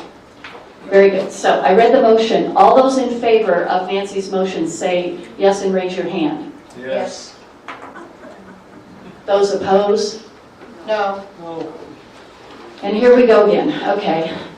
So I am going to vote in favor of Nancy's motion. And here I want to tell you, audience, I need decorum. Thank you.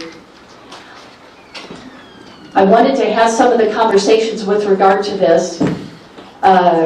However, the purpose of the board last time asking Diana and Liz to work together was in hopes that we could have a consensus document that we could consider for an up or down vote today.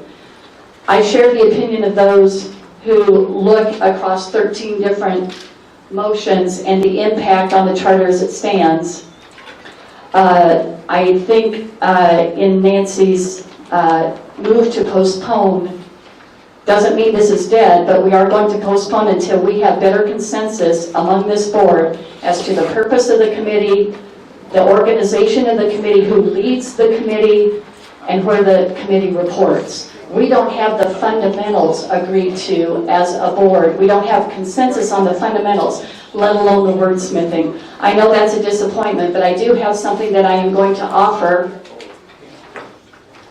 in recognition of Dick's comment about the urgency of needing such a committee, because I do remain committed to this body establishing a finance committee before the end of this term.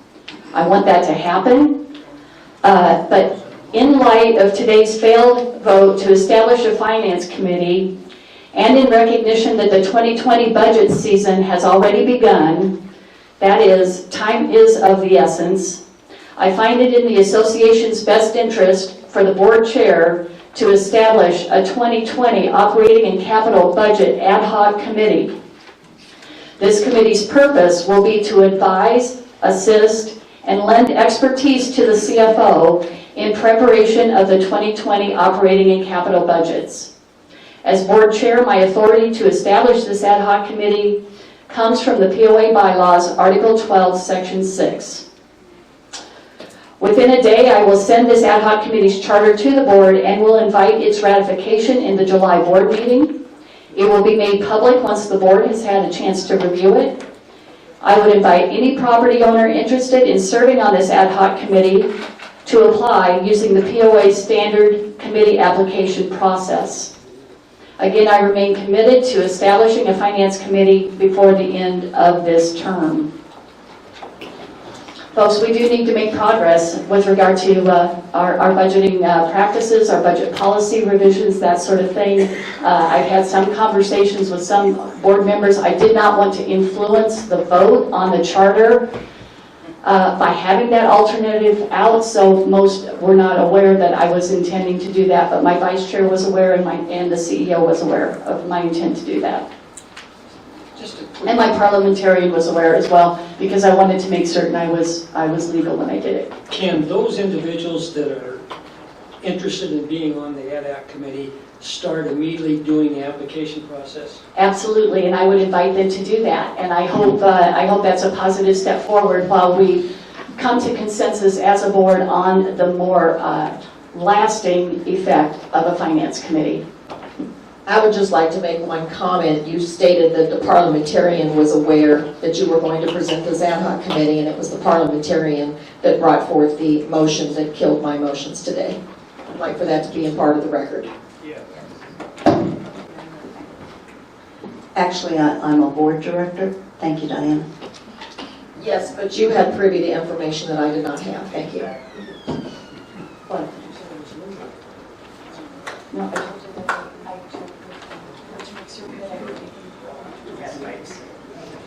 yeah. That's right. Okay. May I have decorum in the room, please? Thank you. The next item is new business. That is proposed revision to the bylaws, Article 12, which is on the committees. This is merely a discussion item. There's no motions. There's no vote today. That's the nature of new business. Get to that quickly.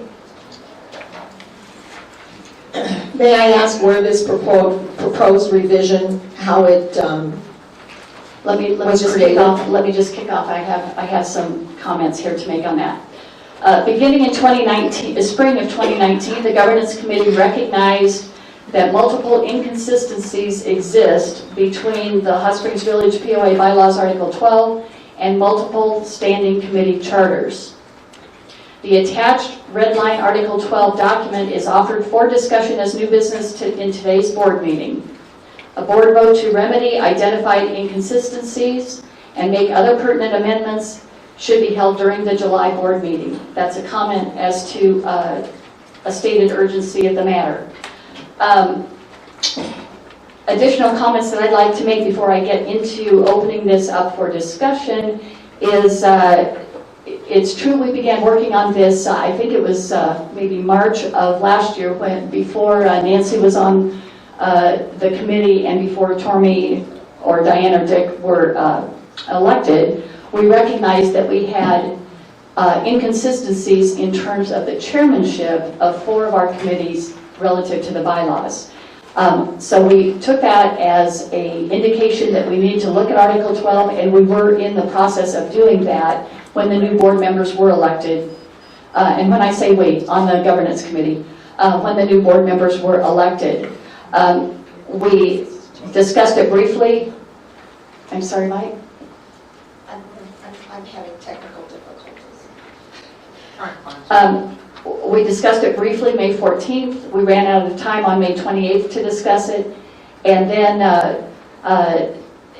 a week ago today, we were notified or alerted to the fact that there was another section of Article 12 with which 2 of our committees are out of compliance, the Governance Committee and the Audit Committee. And so a second set of inconsistencies, I asked the board for their concurrence that we suspend the rules to allow the Governance Committee to convene to discuss how best to quickly resolve those inconsistencies. I did get a majority of the board to agree to allow us to do that, and we did that yesterday morning for 3 hours, I think it was. So we worked on that and produced the document that you see in the board packet today. So does that answer your question about how it came to be, Diana? Yeah. Okay, all right.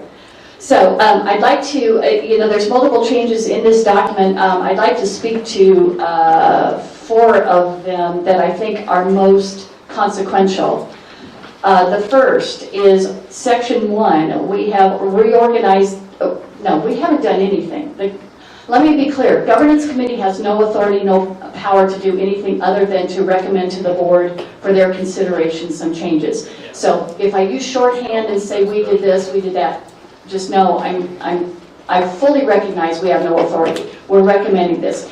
In Section 1, we're recommending that the POA align with common practices with regard to the definition of what is a board committee and not a board committee. Common definition says that board committees consist only of board members, and non-board committees can consist in ways that include non-board members. This is common, and we think that's something to be adopted. And we'll get into some of the legalities of how we're going to make that work a little bit later, but what we're recommending is that 2 committees be labeled as board committees, that is the Governance and Audit Committee, meaning they would be made up only of board members. Now, there are a number of board members who are concerned about that exclusivity of those committees. The Governance Committee has spoken at length about its desire to find opportunities to bring the property owners into some of the task work that the Governance Committee does. Currently, we're meeting 2 to 3 hours every 2 weeks, and it's burdensome, and we do need help, and we will be looking for ways to turn to the property owners to help us with some of the work that we have before us. Most notably is to help us identify all of these governing documents inconsistencies. Nonetheless, the committee itself, because of the charter, would be constituted as a board committee made up only of board members. Same with the audit committee. and then all other committees would be named as non-board committees. This does not change the authority of a single committee. It doesn't do anything other than reorganize and label them more consistently with what you see elsewhere.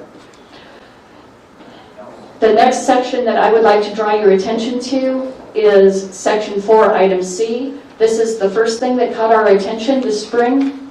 That is with regard to the last sentence of Section 4, Item C, that says the chair, vice chair, and secretary shall be chosen annually by majority vote of the new committee immediately following the adjournment of the April committee meeting.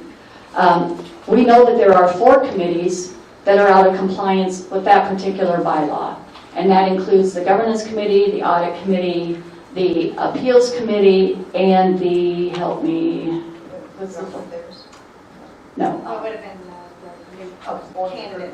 Oh, the board recruitment committee at the time. That's why I forgot about that.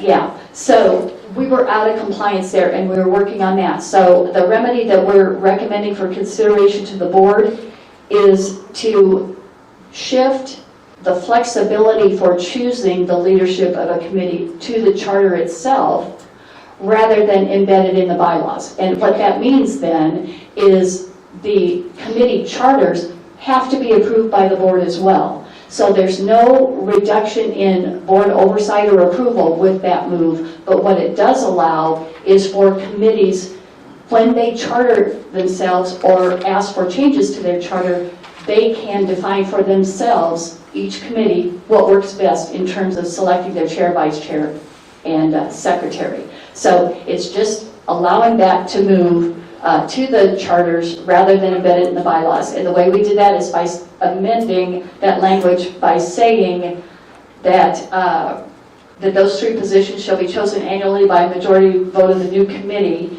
unless otherwise specified in the standing committee's charter. So that's what allows that flexibility. But again, please note, it's same control, same oversight at the board. No change in that at all. The third I'd like to bring up is item H, and this is the one that came to our attention just 1 week ago. And that is this. Currently it reads, a member who is serving on the board of directors or whose spouse presently serves on the board of directors shall not serve on a standing committee until after the completion of service on the board of directors. This one, we're learning, has kind of an interesting history. From 1970, when we were incorporated, all the way to 2013, the bylaws allowed for directors to serve on committees. And that's very conventional. That's very aligned with what you see practically everywhere, that boards are convened in such a way that not only are they allowed to serve on committees, board members are encouraged to serve on committees, to stay engaged in what's going on operationally and from a governance perspective. But in 2013, we believe, this language was introduced into the bylaws that says board members cannot serve on committees, and we lost sight of it. And so I don't know when the audit committee was set up. I believe it was set up in 2007. Am I right on? In 2007. So it has been out of compliance with this for some time because it is comprised of board members.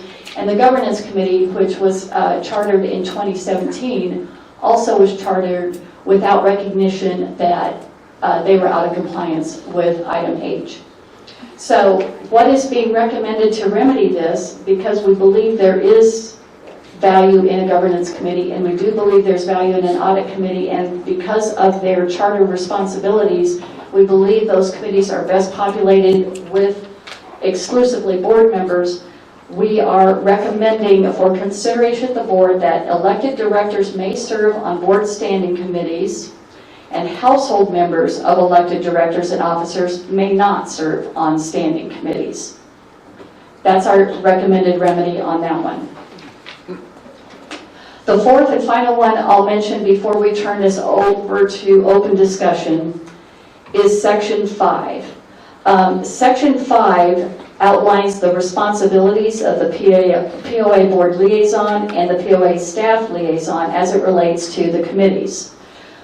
We would like to recommend that Section 5 be fully stricken from the bylaws and be reinstituted and reorganized a little bit, but established as a board policy rather than being in the bylaws. We haven't wordsmithed or recommended what that policy looks like, but that's for discussion today, another significant change.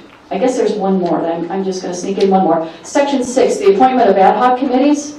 We're suggesting striking that altogether and say the establishment of a committee, whether it's ad hoc or standing, should follow the same purpose and guidelines. And with that, I'll open this up for conversation, but please let me recognize you before you speak so that we can control, people aren't talking over each other. Who would like to speak first? Well, I'll speak. Tony. When I went through these changes yesterday in our governance committee meeting, I thought that they all seemed fairly realistic and made sense to me. And so, from my perspective, I think that's a good strategy. The one question I have, though, is I look at the last one here that you brought up.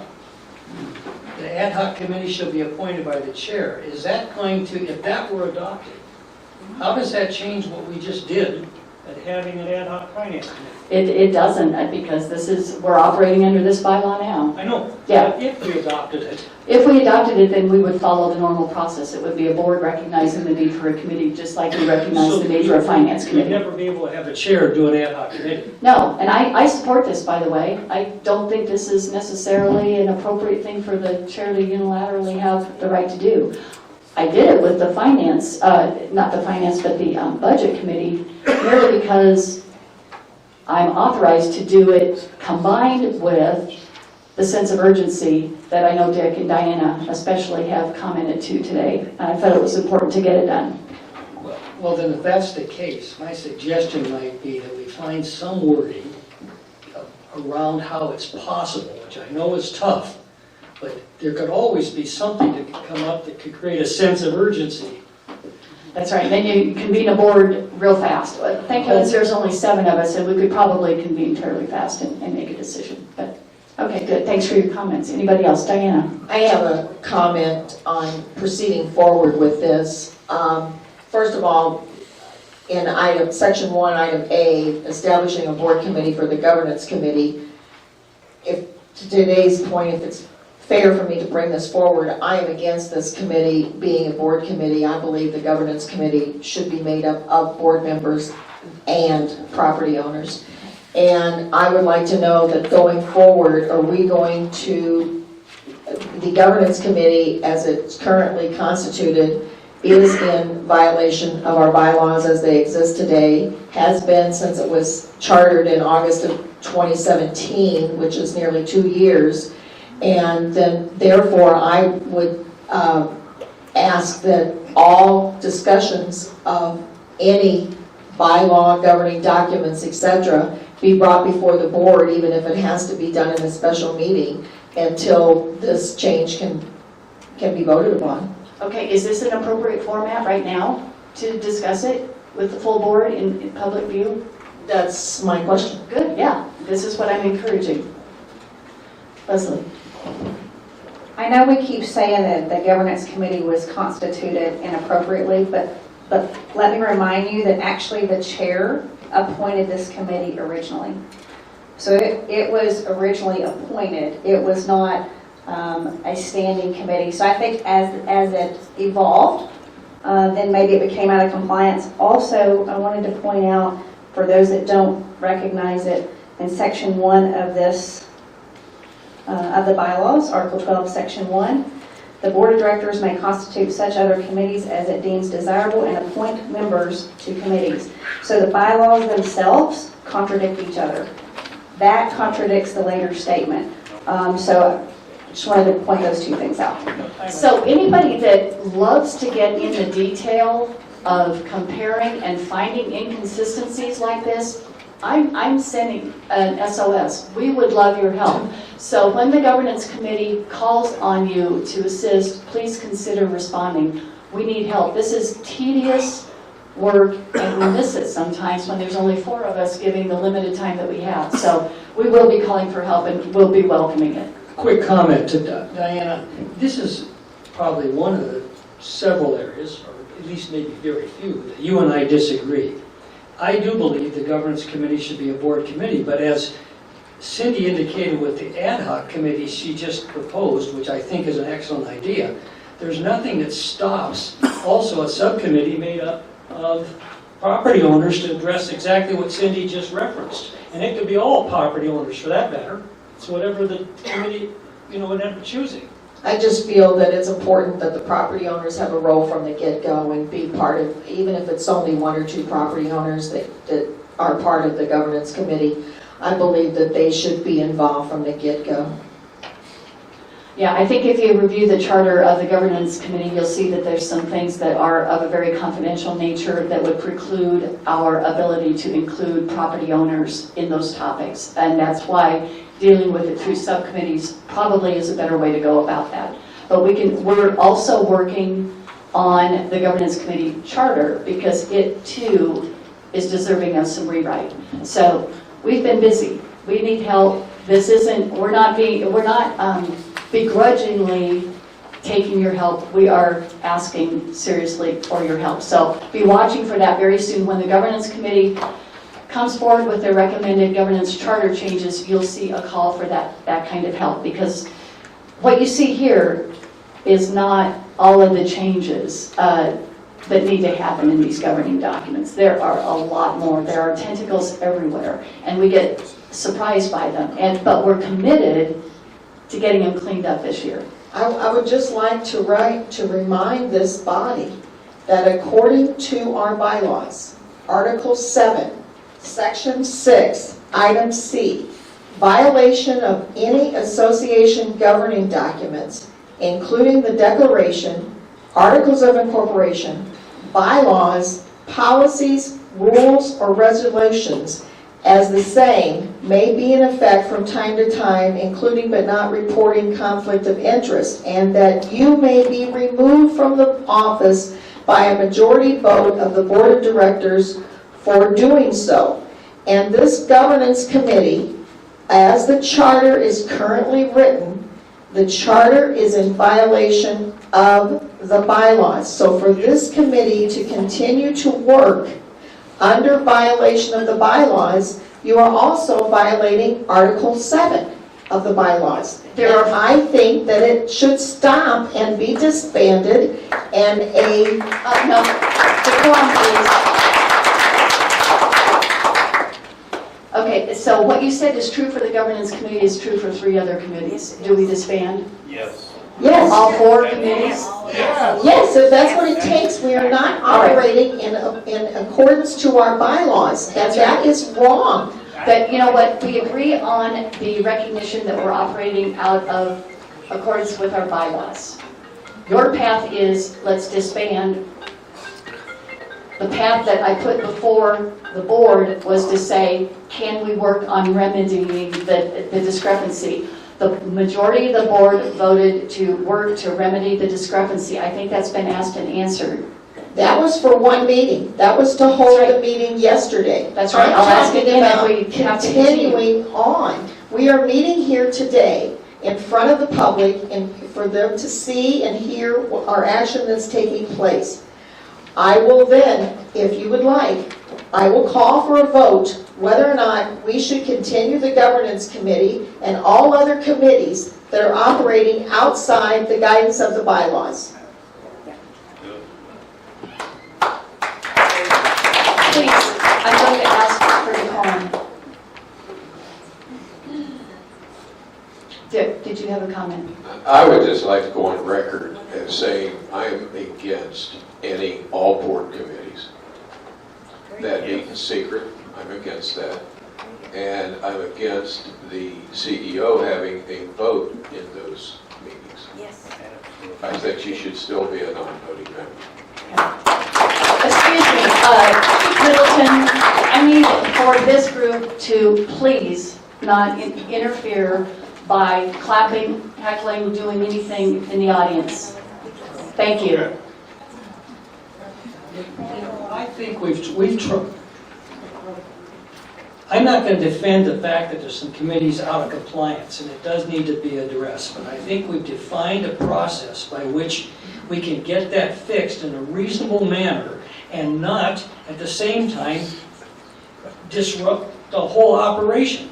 And why it may make sense eventually to do just what you're suggesting, Diane, I think we're better off trying to get the issues addressed, and so we can move forward in a positive way with these committees and any others that might come along at a later date. So, sorry, that's how I feel. The full body should address these problems, not a committee that is chartered in violation of our bylaws. The board is addressing the problems through its discussion today. Leslie, did you have a comment you wanted to go on record?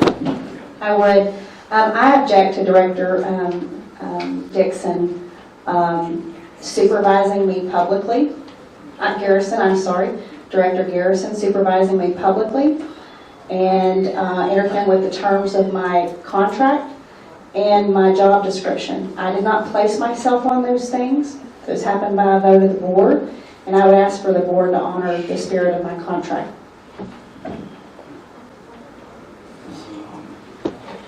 Any other commentary on Article 12?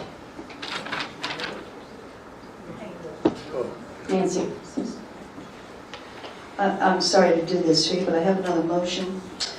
I move to suspend our best practice of not approving new business and vote on bylaw Article 12 changes today. Is there a second to that motion?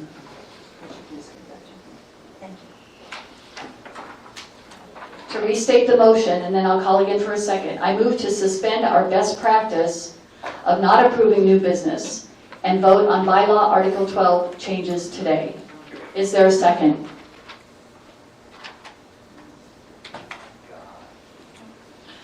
The motion fails for lack of second.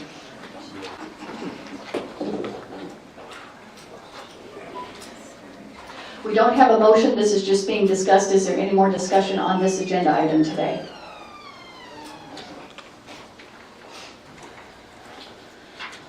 Okay, then we'll move on to the next agenda item. This is the proposed governing document change policy.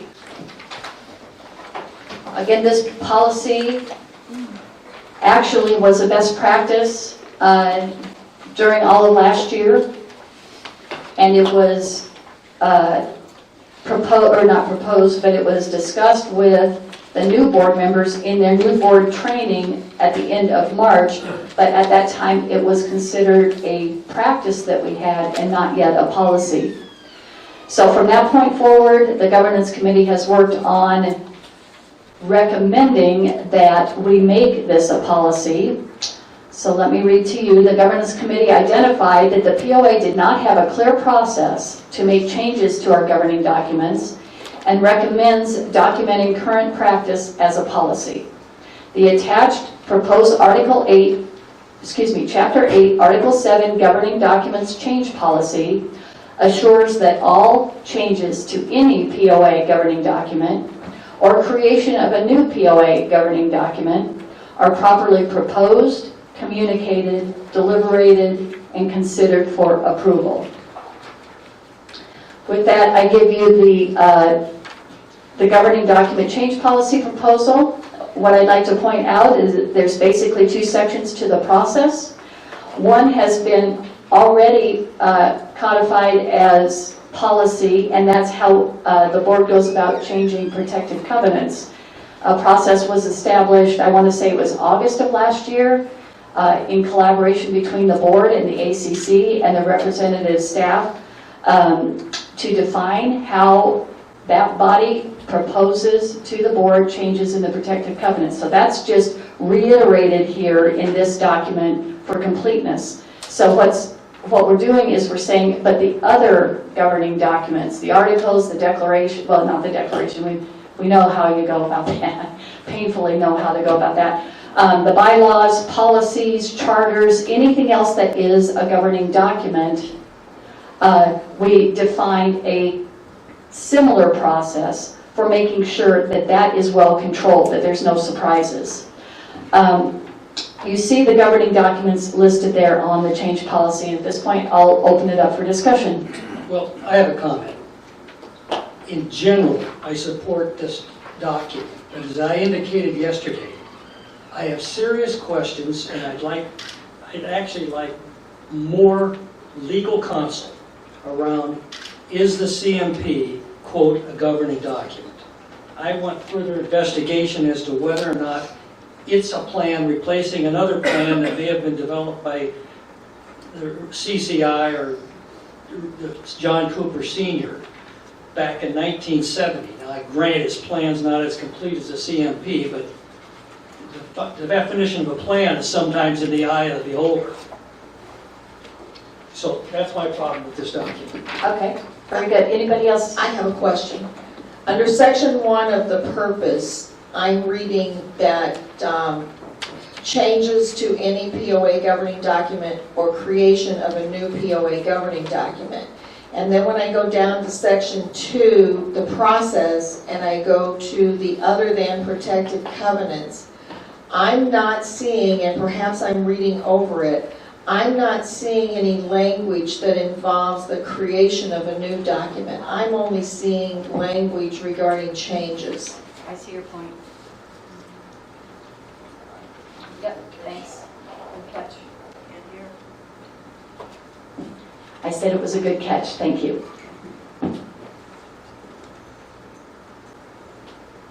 Any other commentary about this as policy? Again, we're just discussing today. It'll be offered for, an amended version will be offered for approval next month.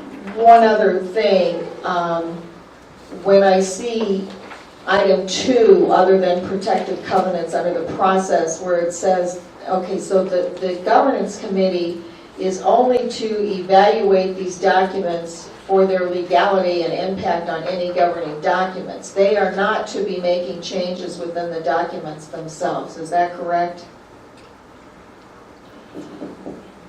I think when the governance committee proposes for board consideration, they ought to make certain that the document is not non-compliant. Yeah, but that is their only providence, is that correct? Yes. Unless it's directed by the board, which is Yeah, happening. unless directed by the board otherwise. That's fair.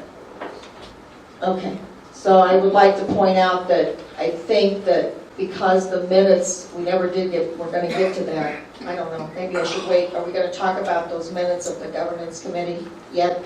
Still today? Oh, did I skip over that?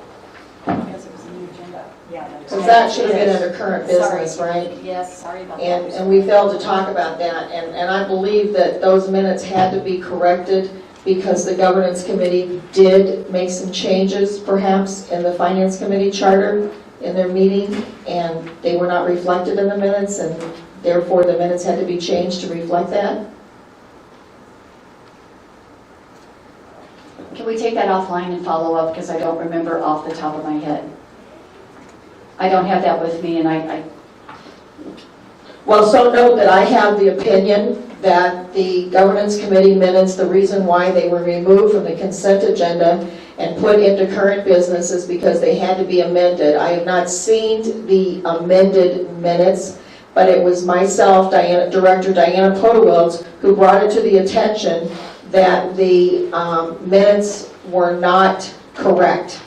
And in the governance committee meeting on May 14th, changes were made to a proposed governing document that had nothing to do with legality issues. Thank you. okay. I want to ask Ella by chance, what got posted? Were they the revised minutes or were they the original minutes? Do you know, or Leslie, do you know? I only remember getting one version. If you only got one version, then Leslie revised them Monday, I believe. Okay, so we have a little follow-up to do on that. To make certain that we get that right. Thank you. And we do appreciate Director Podewilz pointing out to us that oversight in the minutes.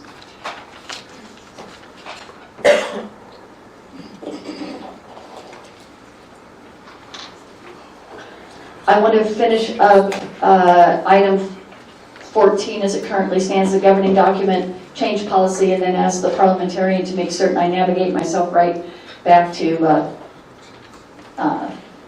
that particular current business item. Is there anything else on the governing document change policy for discussion today? So you will be bringing forward process to include new documents. Yes, ma'am, and I appreciate you identifying that for us. Thank you. Anything else then? I'd like to then, is it okay to circle back to the current business? Parliamentarian, okay, thank you very much. The governance committee minutes from May 14th inadvertently was posted because the revised ones were posted or were created shortly before this meeting. So we've got the old ones there. So we're treating it as new business, and so the resolution, I would imagine, is to make certain that the current minutes get posted and will be ratified in the consent agenda, received in the consent agenda in July. Does that satisfy everyone? Yes. Okay, very good. Thank you. Do you need a motion for that? Do we do that? Yeah, I think we do, don't we? It's current business. We can. Yeah, would you kindly? I so move that the governance committee minutes of the May 14th meeting be brought forward for ratification in the July regular board meeting. Is there a second? I second. Any discussion? Just that we might, an amendment might be the word revised. And Mary, An amendment to the motion might be that we add the word revised prior to May 14th minutes. the revised minutes. The revised minutes. So However it was worded. yeah. Okay. Do we understand the motion then for the revised minutes to be received in the July consent agenda? Okay. All those in favor say yes? Yes. Any opposed? All righty. Now we have a new item. That is a discussion as new business on reestablishing the mid-month work sessions.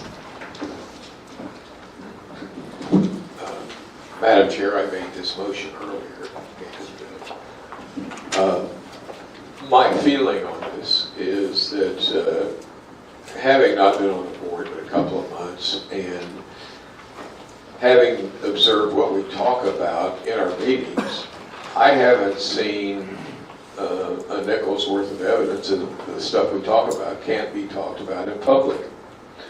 And if I would read, if I took a survey of the volume of email I get concerning what I should do, and I get a lot, as you do, email saying what you should do, the preponderant theme would be that we need to have open work sessions. And I'm only putting that forth because that's what I hear. That's what I hear, and from what I've observed in my short time, I don't know why we don't. So that's the thinking behind the amendment here. Very good. Tommy? Well, I'm in agreement with Dick regarding work sessions. And as I previously started to state, I'll state again, I'm sorry I did it at the inappropriate time, that I think we thought that the visibility and opportunity for the property owners to see what goes on in greater detail could be conducted or be covered at the Let's Talk forums. My perception of Let's Talk, after only, I'll be candid, I attended one, is that most of the questions tend to be operational, which end up not getting answered. It ends up being whatever the policies are, and therefore not much of any discussion or I'll call it deliberation, although no votes taken because we can't. But at work sessions, you could have an open, and we believe before, we did have an open deliberation, no votes again, around particular items that the board thought was important. That said, I think that Dick's motion regarding reestablishing work sessions makes a lot of sense, and I support it. I want to be real clear, we don't have a motion on the table. You put a motion That's to right. discuss it on the agenda, but there's no motion on the table to establish this. This is just for discussion. Good, stand corrected. No, that's fine, I'm just trying to keep us honest here. Yep. If I don't, there's people out there that will, so.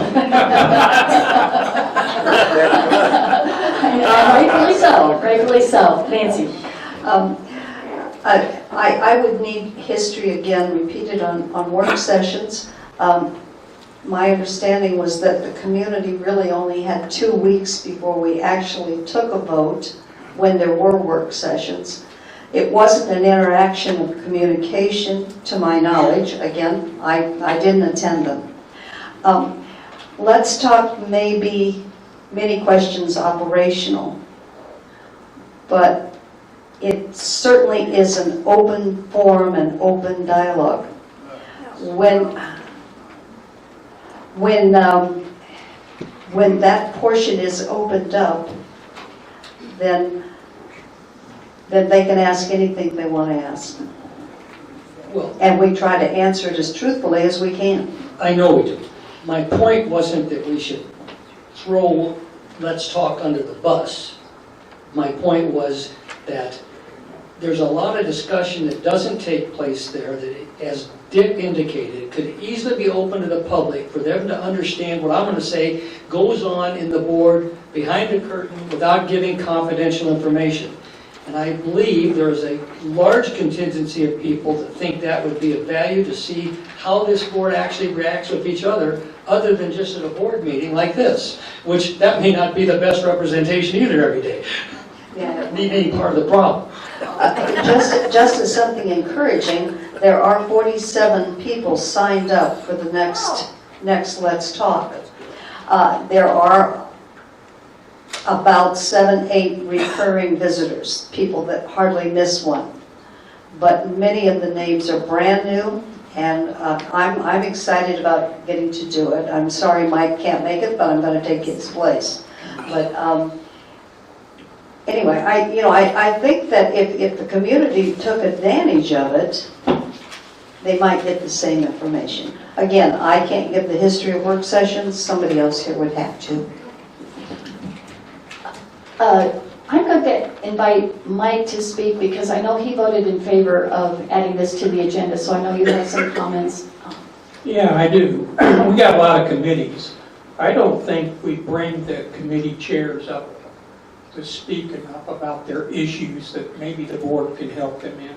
So work sessions, I think, we need to talk among ourselves, but we need to focus on our committees, maybe having the committee heads come and speak to us just about what they have going on, what issues they have, etc. That's one of the reasons I think it might be a good deal for us. Thank you, Mike. Diana? Thank you, Mike, because that was one of the things that I was going to say. We had discussed this at the retreat, and one of the things that we brought up at the retreat was that it would be a really nice venue to be able to hear from the committees and for the public to be able to hear more committee information, because goodness knows we have lots and lots of people that are putting lots of hours in that effort. But I would also like to add that I believe that if we had had work sessions the last couple of months, we would have been able to hammer out these differences that we seem to be continuing regarding the Finance Committee, and we probably would have been able to put that in order and had it good to go so that we could be doing return on investments and all kinds of analysis. And I really, really believe that it is important that we add the work sessions, but I don't think that that means that we should stop having the Let's Talk. I think that they should be in addition to. And, I think that the work sessions would also be able to give the public a better idea of just all that we really, really do, and it really would really promote transparency and disclosure and could really be, in the long run, a time saver for all 7 members, or 10 members of this board. The work sessions, we can't expect Liz as staff to be at all of those if we're not discussing something involving finance or even another staff person that would be necessary for us to be there all the time. But I think it would be a real help to the community to have those. Thank you. Buddy? I think the reason I heard at one time why we put the work sessions is because it put such a workload on the staff to be prepared for us to have all that information every 2 weeks. The other thing I would like to say, I really think the idea of having the committee chairman speak, we could make that an agenda point on our deal for the meetings and have a different chairman come talk at that time. Okay, very good. Dick? Just one distinction, when we meet as a full board, it's different than when 3 people meet. There's no board there.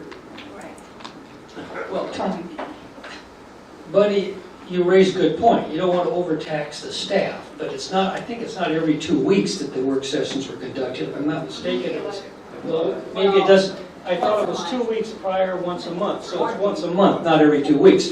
But you don't want to overtax the staff. But if you brought, let's say before, in an environment like this, or some environment where all the people could see it, one committee chair, it would take us 10 months to get through 10 committees. Well, that seems like an inordinate amount of time when there might be a lot of information we could glean from those committee chairs that would be advantageous for us to do a better job as a board, and for that matter, in operations. So I think that, again, work sessions are a good idea. I also think that the work sessions would streamline the general meeting to a little bit, because like given today, we could have received Charlie Brown's report in a work session, and we wouldn't have had to receive that today, and it keeps the community more involved in these projects as they're going along. And even when we meet in our brainstorming sessions, Nancy, as the liaison to the Recreation Committee, said, well, Charlie Brown's going to have a report for us, but then there we are left hanging. I want to read the end of the book. I want to see the next chapter. You know what I'm saying? So I think that they would be very beneficial, and I believe that those of us that are on this board are already doing a lot of work preparing documents, et cetera, so I'd love to just give it at least a try, because it didn't work in the past or was disbanded in the past. Should not mean that we don't continue it forward if this body believes that that's the path we should take. Does anybody else have a comment? Oh, Leslie. I just want to remind everyone again, something that Liz and I pointed out, we have excellent equipment in our conference room. We can broadcast meetings anytime that you want to, anything that you all are doing. And they're the BBS sections that aren't private. So, I mean, maybe think in terms of what didn't work last time and the heavy workload and that sort of thing, but how do you still accomplish it with maybe some of the tools that we already have? Because actually we did have a session right before this meeting to talk about the agenda. I mean, that happened last week. So we're doing some of those, and we might could broadcast them. Well, I think that that's a reasonable point, Leslie, but the fact is that the human touch, even whether they aren't in a position to make comments, has value. And I always found, I don't like watching videos on my computer. And I think we'd be much better off with the face-to-face where the people can actually see us versus watching a YouTube video, or for that matter, a live stream YouTube video. Okay, anybody else have any comments? Because I'd like to make a comment. How many went to, on the board, how many went to the work sessions when they were functioning like 4 years ago? Whoever went? Dick and me, and of course, Mike, you were on the board there. I went to almost all of them myself. I recall them over the last 6 years or so. And it was set up like this, and it was a meeting. It was a meeting. So decisions could be made, deliberations could be had. I'm thinking that it's probably best not to pine for those days so much as to figure out some sort of construct that's going to work for us going forward, making certain that if all deliberations happen in a formal board meeting and all the other information happens in another mechanism. So what I guess I'd like to suggest is, Dick, you brought this up, Mike, you have the history. Would the two of you be willing to work together to recommend to this board how new work sessions might work? Where their boundaries are, how often they ought to meet, what the proper level of guest participation would be, how we avoid deliberating outside of a meeting instead within. I mean, think of all of those things and then come back to this board with a recommendation. How do you feel about doing that? That's fine. Dick? Good. Okay, very good. You talking the next meeting? Whenever you're ready.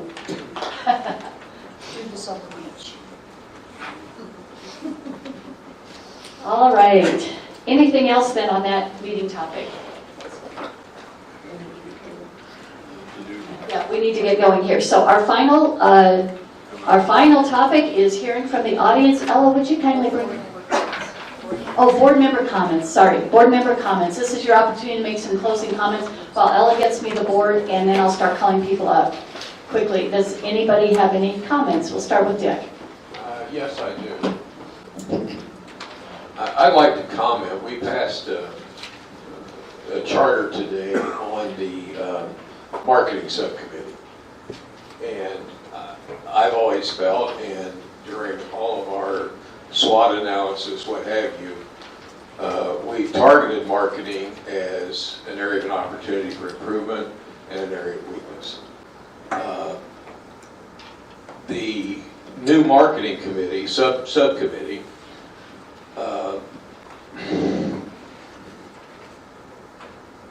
the charter basically states that they'll report to staff and support enterprise goals for 2019, to oversimplify. I think what's wrong with that is I went through DPZ and Kraft and Tall's website extensively. I read every word. I didn't find the word marketing anywhere in their website, okay? And I shouldn't, because they're developers, they're engineers, they're not marketeers. But yet, the CMP has extensive marketing guidelines that we're going to follow that was recommended by engineers. That's not correct. Well, There was a marketing consultant. there was a marketing consultant that outside of DMC and are they identified as part of the CMP, and the $500,000 we spent for the CMP Yeah, includes? they're listed in the front cover as to who all the players were. There were about 6 consultants on that.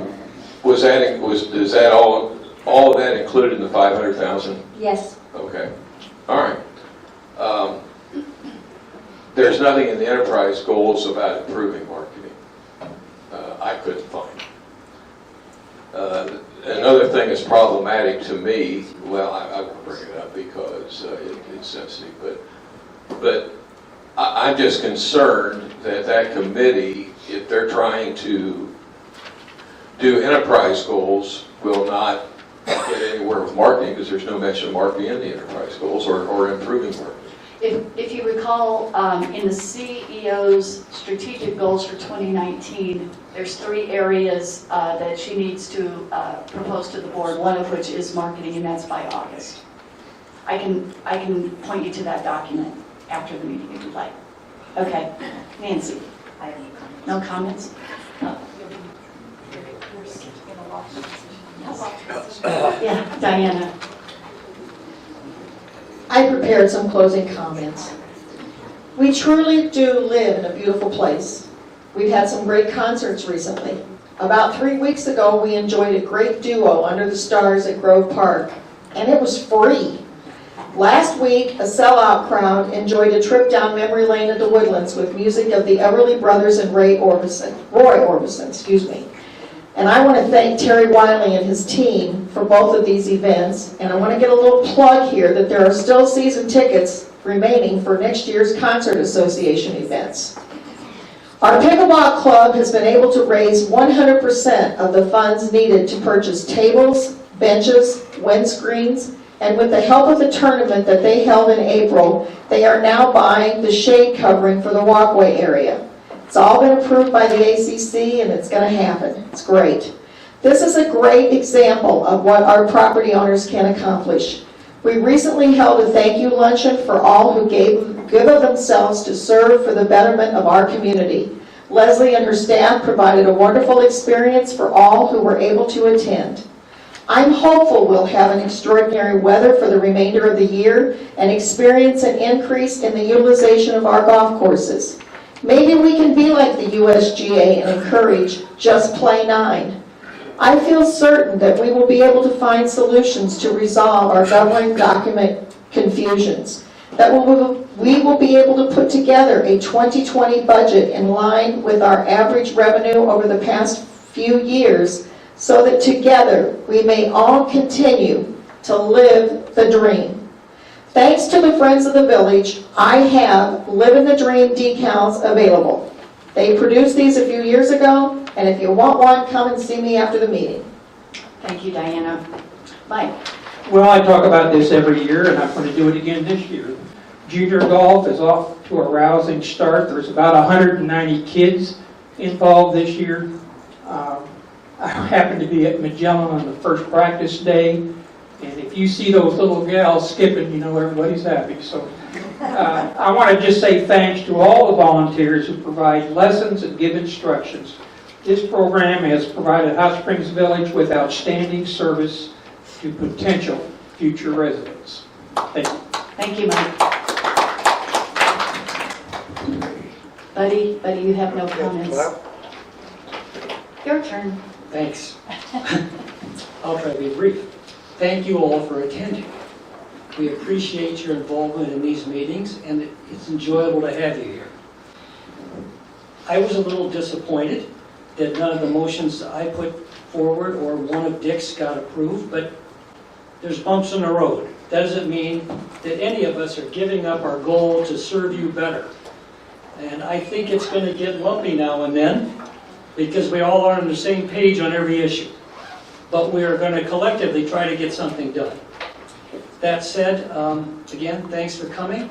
And, a note on golf. I just read an article that said 2018 was the first year in maybe a decade where the number of players on grass, so you just figure that from the top golf stuff, has actually increased. So that's the case. Maybe we can look up there and make up some of the revenue spread. Good deal. Okay, very good. Thank you. Okay, now is the time to hear from our public. We welcome your comments, which are very important to us. Note that all comments are limited to 3 minutes. As a reminder, please go to the podium to comment. Note that we will not be entering into dialogue at this time. The purpose of this agenda item is for you, the public, to inform us, the board, about your views. If members of the public have factual questions, staff will be glad to address them. In those cases, please speak with our executive assistant, Ella, who's seated to my left. So I'm going to be calling you up. First is Cheryl Dowden, and right behind her is Steve Rust, if you want to be ready, Steve. And Cheryl. Cheryl is... Lady Pontevedra. Yeah, thank you. You're welcome. I didn't write this down, but I thought of it. We would like to have the videos with closed captioning for the hearing impaired. If we could have that done, that would be nice. We're also, and I know you're not going to address this, but is curious why we have to sign in now to speak. And also, it's also curious why we don't have the comment period at the beginning. And I know you said you were not going to answer the questions, but I want to bring it up. The Governance Committee is in a flagrant violation of our bylaws, Article 12, Section 4H. In particular, a member or spouse who is serving on the board shall not serve on a standing committee. This prevents the appearance of impropriety and prevents abuse of authority by board members. According to Article 9, Board Responsibilities, Authority, and Accountability, the board is accountable to the property owners and to one another for enforcing the bylaws. According to Article 12, Section 6C, violation of any association governing documents, including but not limited to the bylaws, is cause for a director to be removed from office. You cannot build trust with secret closed-door committee meetings seated with a few board members and the CEO. We know you've been informed about the governance committee in violation of our bylaws, and we're asking for this to be disbanded. Any attempt to fix this broken body will yet be another signal that you are choosing to do what you want and not what is right. Thank you. Thank you, Cheryl. Steve. And behind him, Linda Anderson. Steve will be talking about governance. Bylaws, Article 9, Section 1, under Board Responsibilities, the last line states, to ensure that the voice of the property owner is represented. Cindy Erickson has violated that by now taking away one speaking time, and at the last meeting, allowing us a total of only 10 minutes, 3 speakers. Her statement to my wife and me that she does not represent the property owners also violates this article. Article 9, Section 1C, the board sets and oversees the articles of governance and ensures compliance. Past and present boards were or are in violation when they knowingly allowed standing committees to violate bylaws, Article 12, Section 4H, board members on standing committees. Leslie Nally also knew of this violation. Checks and balances in government were developed to keep any one group from becoming too powerful.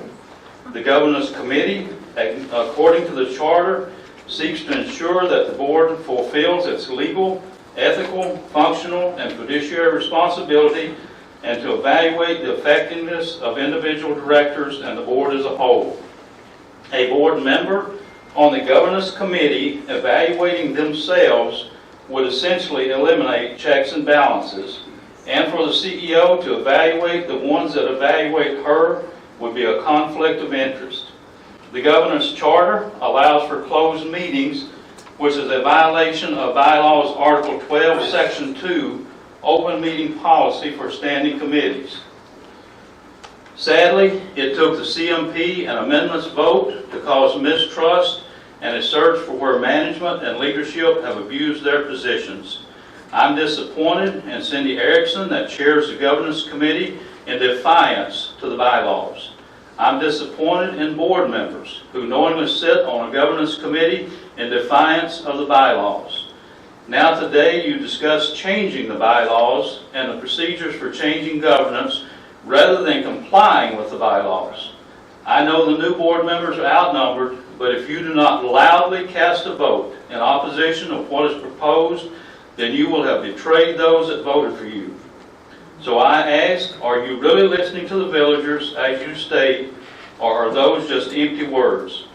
Amending governance or continuing to violate governance and not correcting this error speaks volumes about your intention. It solidifies what many believe, that you have your own agenda and no intentions of listening to property owners or doing what is right. Thank you, Steve. Linda, you're up. Overview and governance, and then Melinda Alward. Thank you, Linda Anderson for Carpintero Lane, Madam Chair and fellow property owners.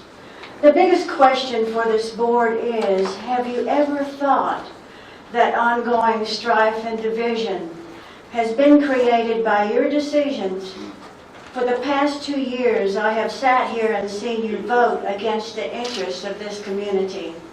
To hide salaries of management, financial disclosures needed to understand the budget, out of control expenses to pay $500,000 for a faulty plan, the CMP, committed to change the village into pocket communities for a city concept. And probably a few minutes ago, Leslie, you were talking about cities, so we know where we're headed with that.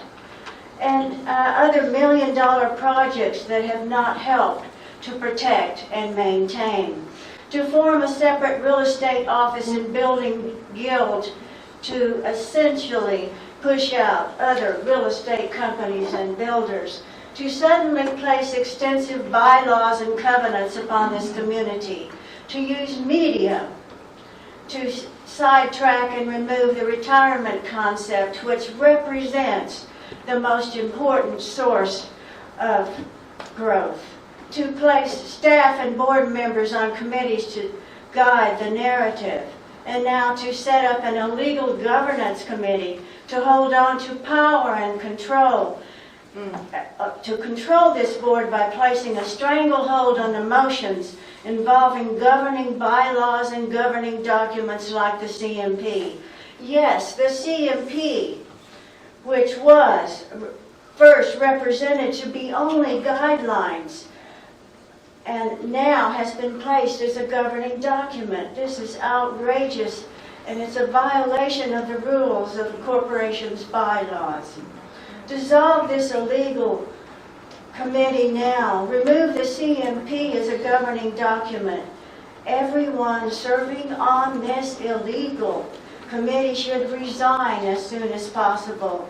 Where is the integrity and the fiduciary responsibility that is required of this board? Some on this board have an agenda, and to continue to break the rules, showing their power with the majority voting to get what they want. And now, the most deplorable of all, and that's having your lawyers change the bylaws after you have broken the law, is nothing short of criminal. I urge you to stop and do what is right for everyone. And that is to vote now to remove the illegal governance committee. Show us that you live by your own rules and govern the best efforts to show loyalty and good faith. Thank you. Thank you, Linda. Melinda is up, and then Tom Blakeman. Melinda is talking about bylaws revisions. Well, that was going to be my topic. I had a prepared statement, and this is what I just did to it while I was sitting there in the audience, because none of it's really going to be applicable or relevant. When I wrote this last night, actually as a letter to the board, I didn't know what direction this meeting was actually going to take, and after seeing some of the comments and the contributions from all the board members, this wouldn't be appropriate now.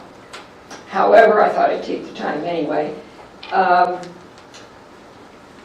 If you need help, whether it be a subcommittee, an ad hoc committee, whatever, working through the problems that are obvious in our governing documents, you've got my phone number. Yes, I do. I do have one other quick question, though, under this, and what are we calling it? The areas of strategic focus that were approved today. I'm really interested in this one particular item, which had a June deadline. This is June. Smaller rooftops. The CEO was going to present a first pocket neighborhood pro forma and sales launch plan to the board. Will topics like that be presented to everyone or just to the board? Because I'm really interested in hearing about all of these things that the CEO is being asked to provide for you guys. Okay, thank you. Thanks. Thank you, Melinda. Tom, you're up next, and then Cynthia McGeer. Tom is talking to us about golf.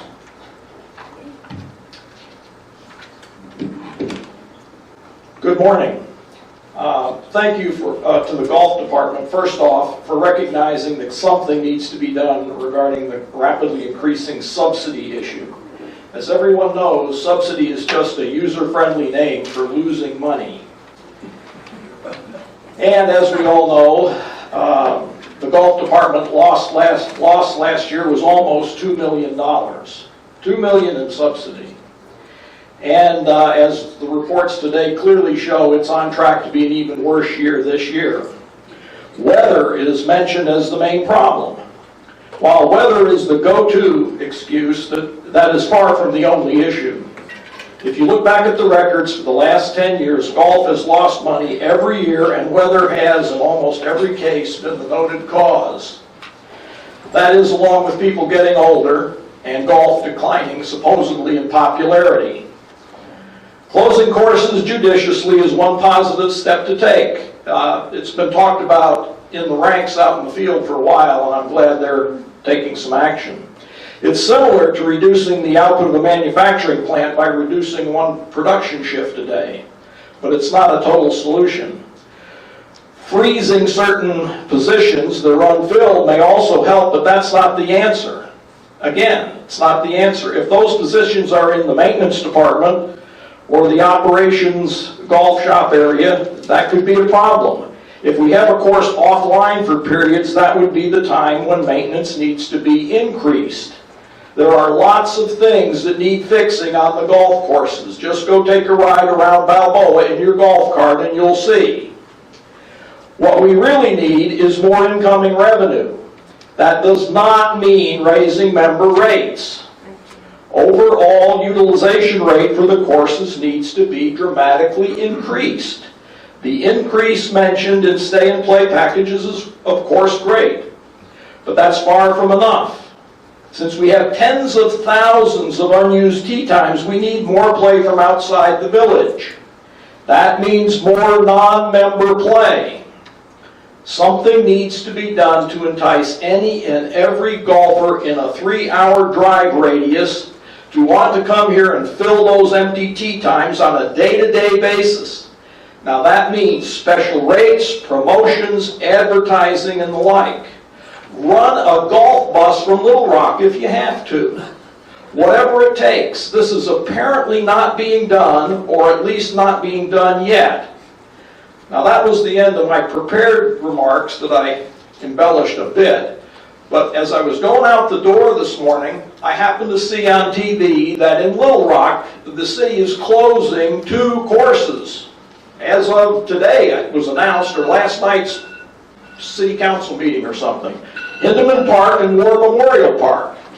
Now, it might be of interest to know that those are some of the courses that get a lot of the Arkansas Golf Association tournaments during the year that we don't get.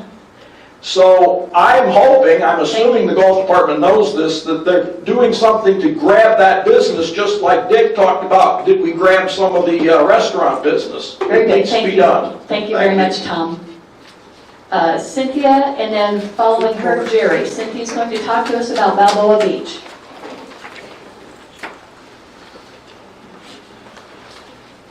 Let's take a deep breath. I'm also a member of the Recreation Committee. One of my priorities as being a member of that committee is making sure that the POA members, property owners, are taken care of first. And one day, not too long ago, I was on my Facebook page and brought up a group I belong to called Only in Arkansas. And as the 173,000 people that belong to this page were represented with this article about coming to Balboa Beach.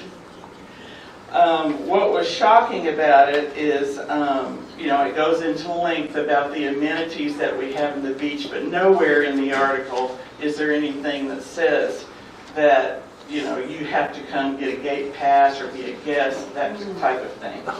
I was encouraged, I put an explanation out there myself that we're a private community and what you needed to take to come in. But Leslie also chimed in and said, if you're looking for a great place to stay, check out our Gold Star Rentals with the website connection and the Discovery package. She said, we're a private gated community where people have vacationed since 1970. For us residents, it's a vacay every day. And I agree with that. I don't think it quite covered the need to let people know how strict we can be about entrance. But Houston, we have a problem. I've been monitoring the beach, and I know on Memorial Day we had 52 invalid cars who either didn't have a pass or a gate pass or had an invalid out-of-date sticker. On the 7th, June 7th, which was around 1:45, we had Vehicles with a valid sticker were 36. Those with no POA sticker or gate pass 21. 4 pass gates or POA stickers that were gray and expired. And it's been an ongoing problem. I don't know how we can address it. I know compliance had a gentleman here just shortly for the beach and I think was there a week and has resigned. We have no one to monitor the beach except for the occasional patrols from the police department. And so in asking for your help to monitor and protect the beach for our property owners, I'd like to set a time interval for viewing the beach, and I want to understand why do we issue citations for trespassing. Okay. That might be an option. Okay, very good. Thank you, Cynthia. Jerry would like to talk with us about bylaw changes, and then Kurt Dinger afterwards. Good morning, I'm Jerry Garcia. I live at 30 Berlanga Circle. I want to thank the board of directors and the staff for all the hard work they do, and I love living in Hot Springs Village. At this board meeting and at the last board meeting, there was a lot of discussion about charters and bylaws not being in alignment. And I understand from the discussion today why in some cases it's easier to change the bylaws, but aren't they like higher up in level of importance or power? And wouldn't it be more correct to change the charters? Even though that would be harder, longer, lots more documents needing change, it seems to me like that would be more in keeping with what the original bylaw ideas were. And so I'd like you to consider that. I didn't put this on the paper, but I still got time, so these are a few other things I thought of while you guys were working today. I would really like the work sessions idea, and would really hope that they would be open to the public, because even though it's uncomfortable for me to watch you cuss and discuss, basically, and to, struggle with, okay, no, the procedure is approve this amendment, then approve the original motion, and, all this stuff, I still think it's valid and important for myself or other members of the public to get to see the discussion. Consensus is a great thing to work towards, but it doesn't have to be there before you come and before us. You don't have to all present a united front. We want to see the different ideas and then maybe find the solution in the middle somewhere with some kind of collaboration and cooperation. That doesn't have to happen behind closed doors. And the third thing I just wanted to mention is, I'm not sure I understand what happened with all the discussing about the finance and then the ad hoc appointment. And so I know you're not going to dialogue with me today, but some kind of explanation of what just happened would be helpful to me. Thank you again for all your service and your hard work. Thank you, Jerry. All right, Kirk is up next. He's going to talk with us about the May 23rd minutes, and then Patrick McCarthy after him. Thank you. At the May 23rd, Kirk Denger, 1 Silver Place. At the May 23rd, 19 board meeting, the CEO stated that the board has the authority to charter committees regardless of bylaws. The Hot Springs Village POA bylaws forbid board of directors from serving on standing committees and specify that the committee chair shall be elected by the committee members. Ottawitz clearly expressed this at the same meeting, that she would not break any laws in place at any time for any reason. At the same meeting, Madam Chairwoman, you stated that the bylaws were in conflict with the Board of Director committee charters. Breaking the law is not about conflicts. or inconsistencies with the bylaws.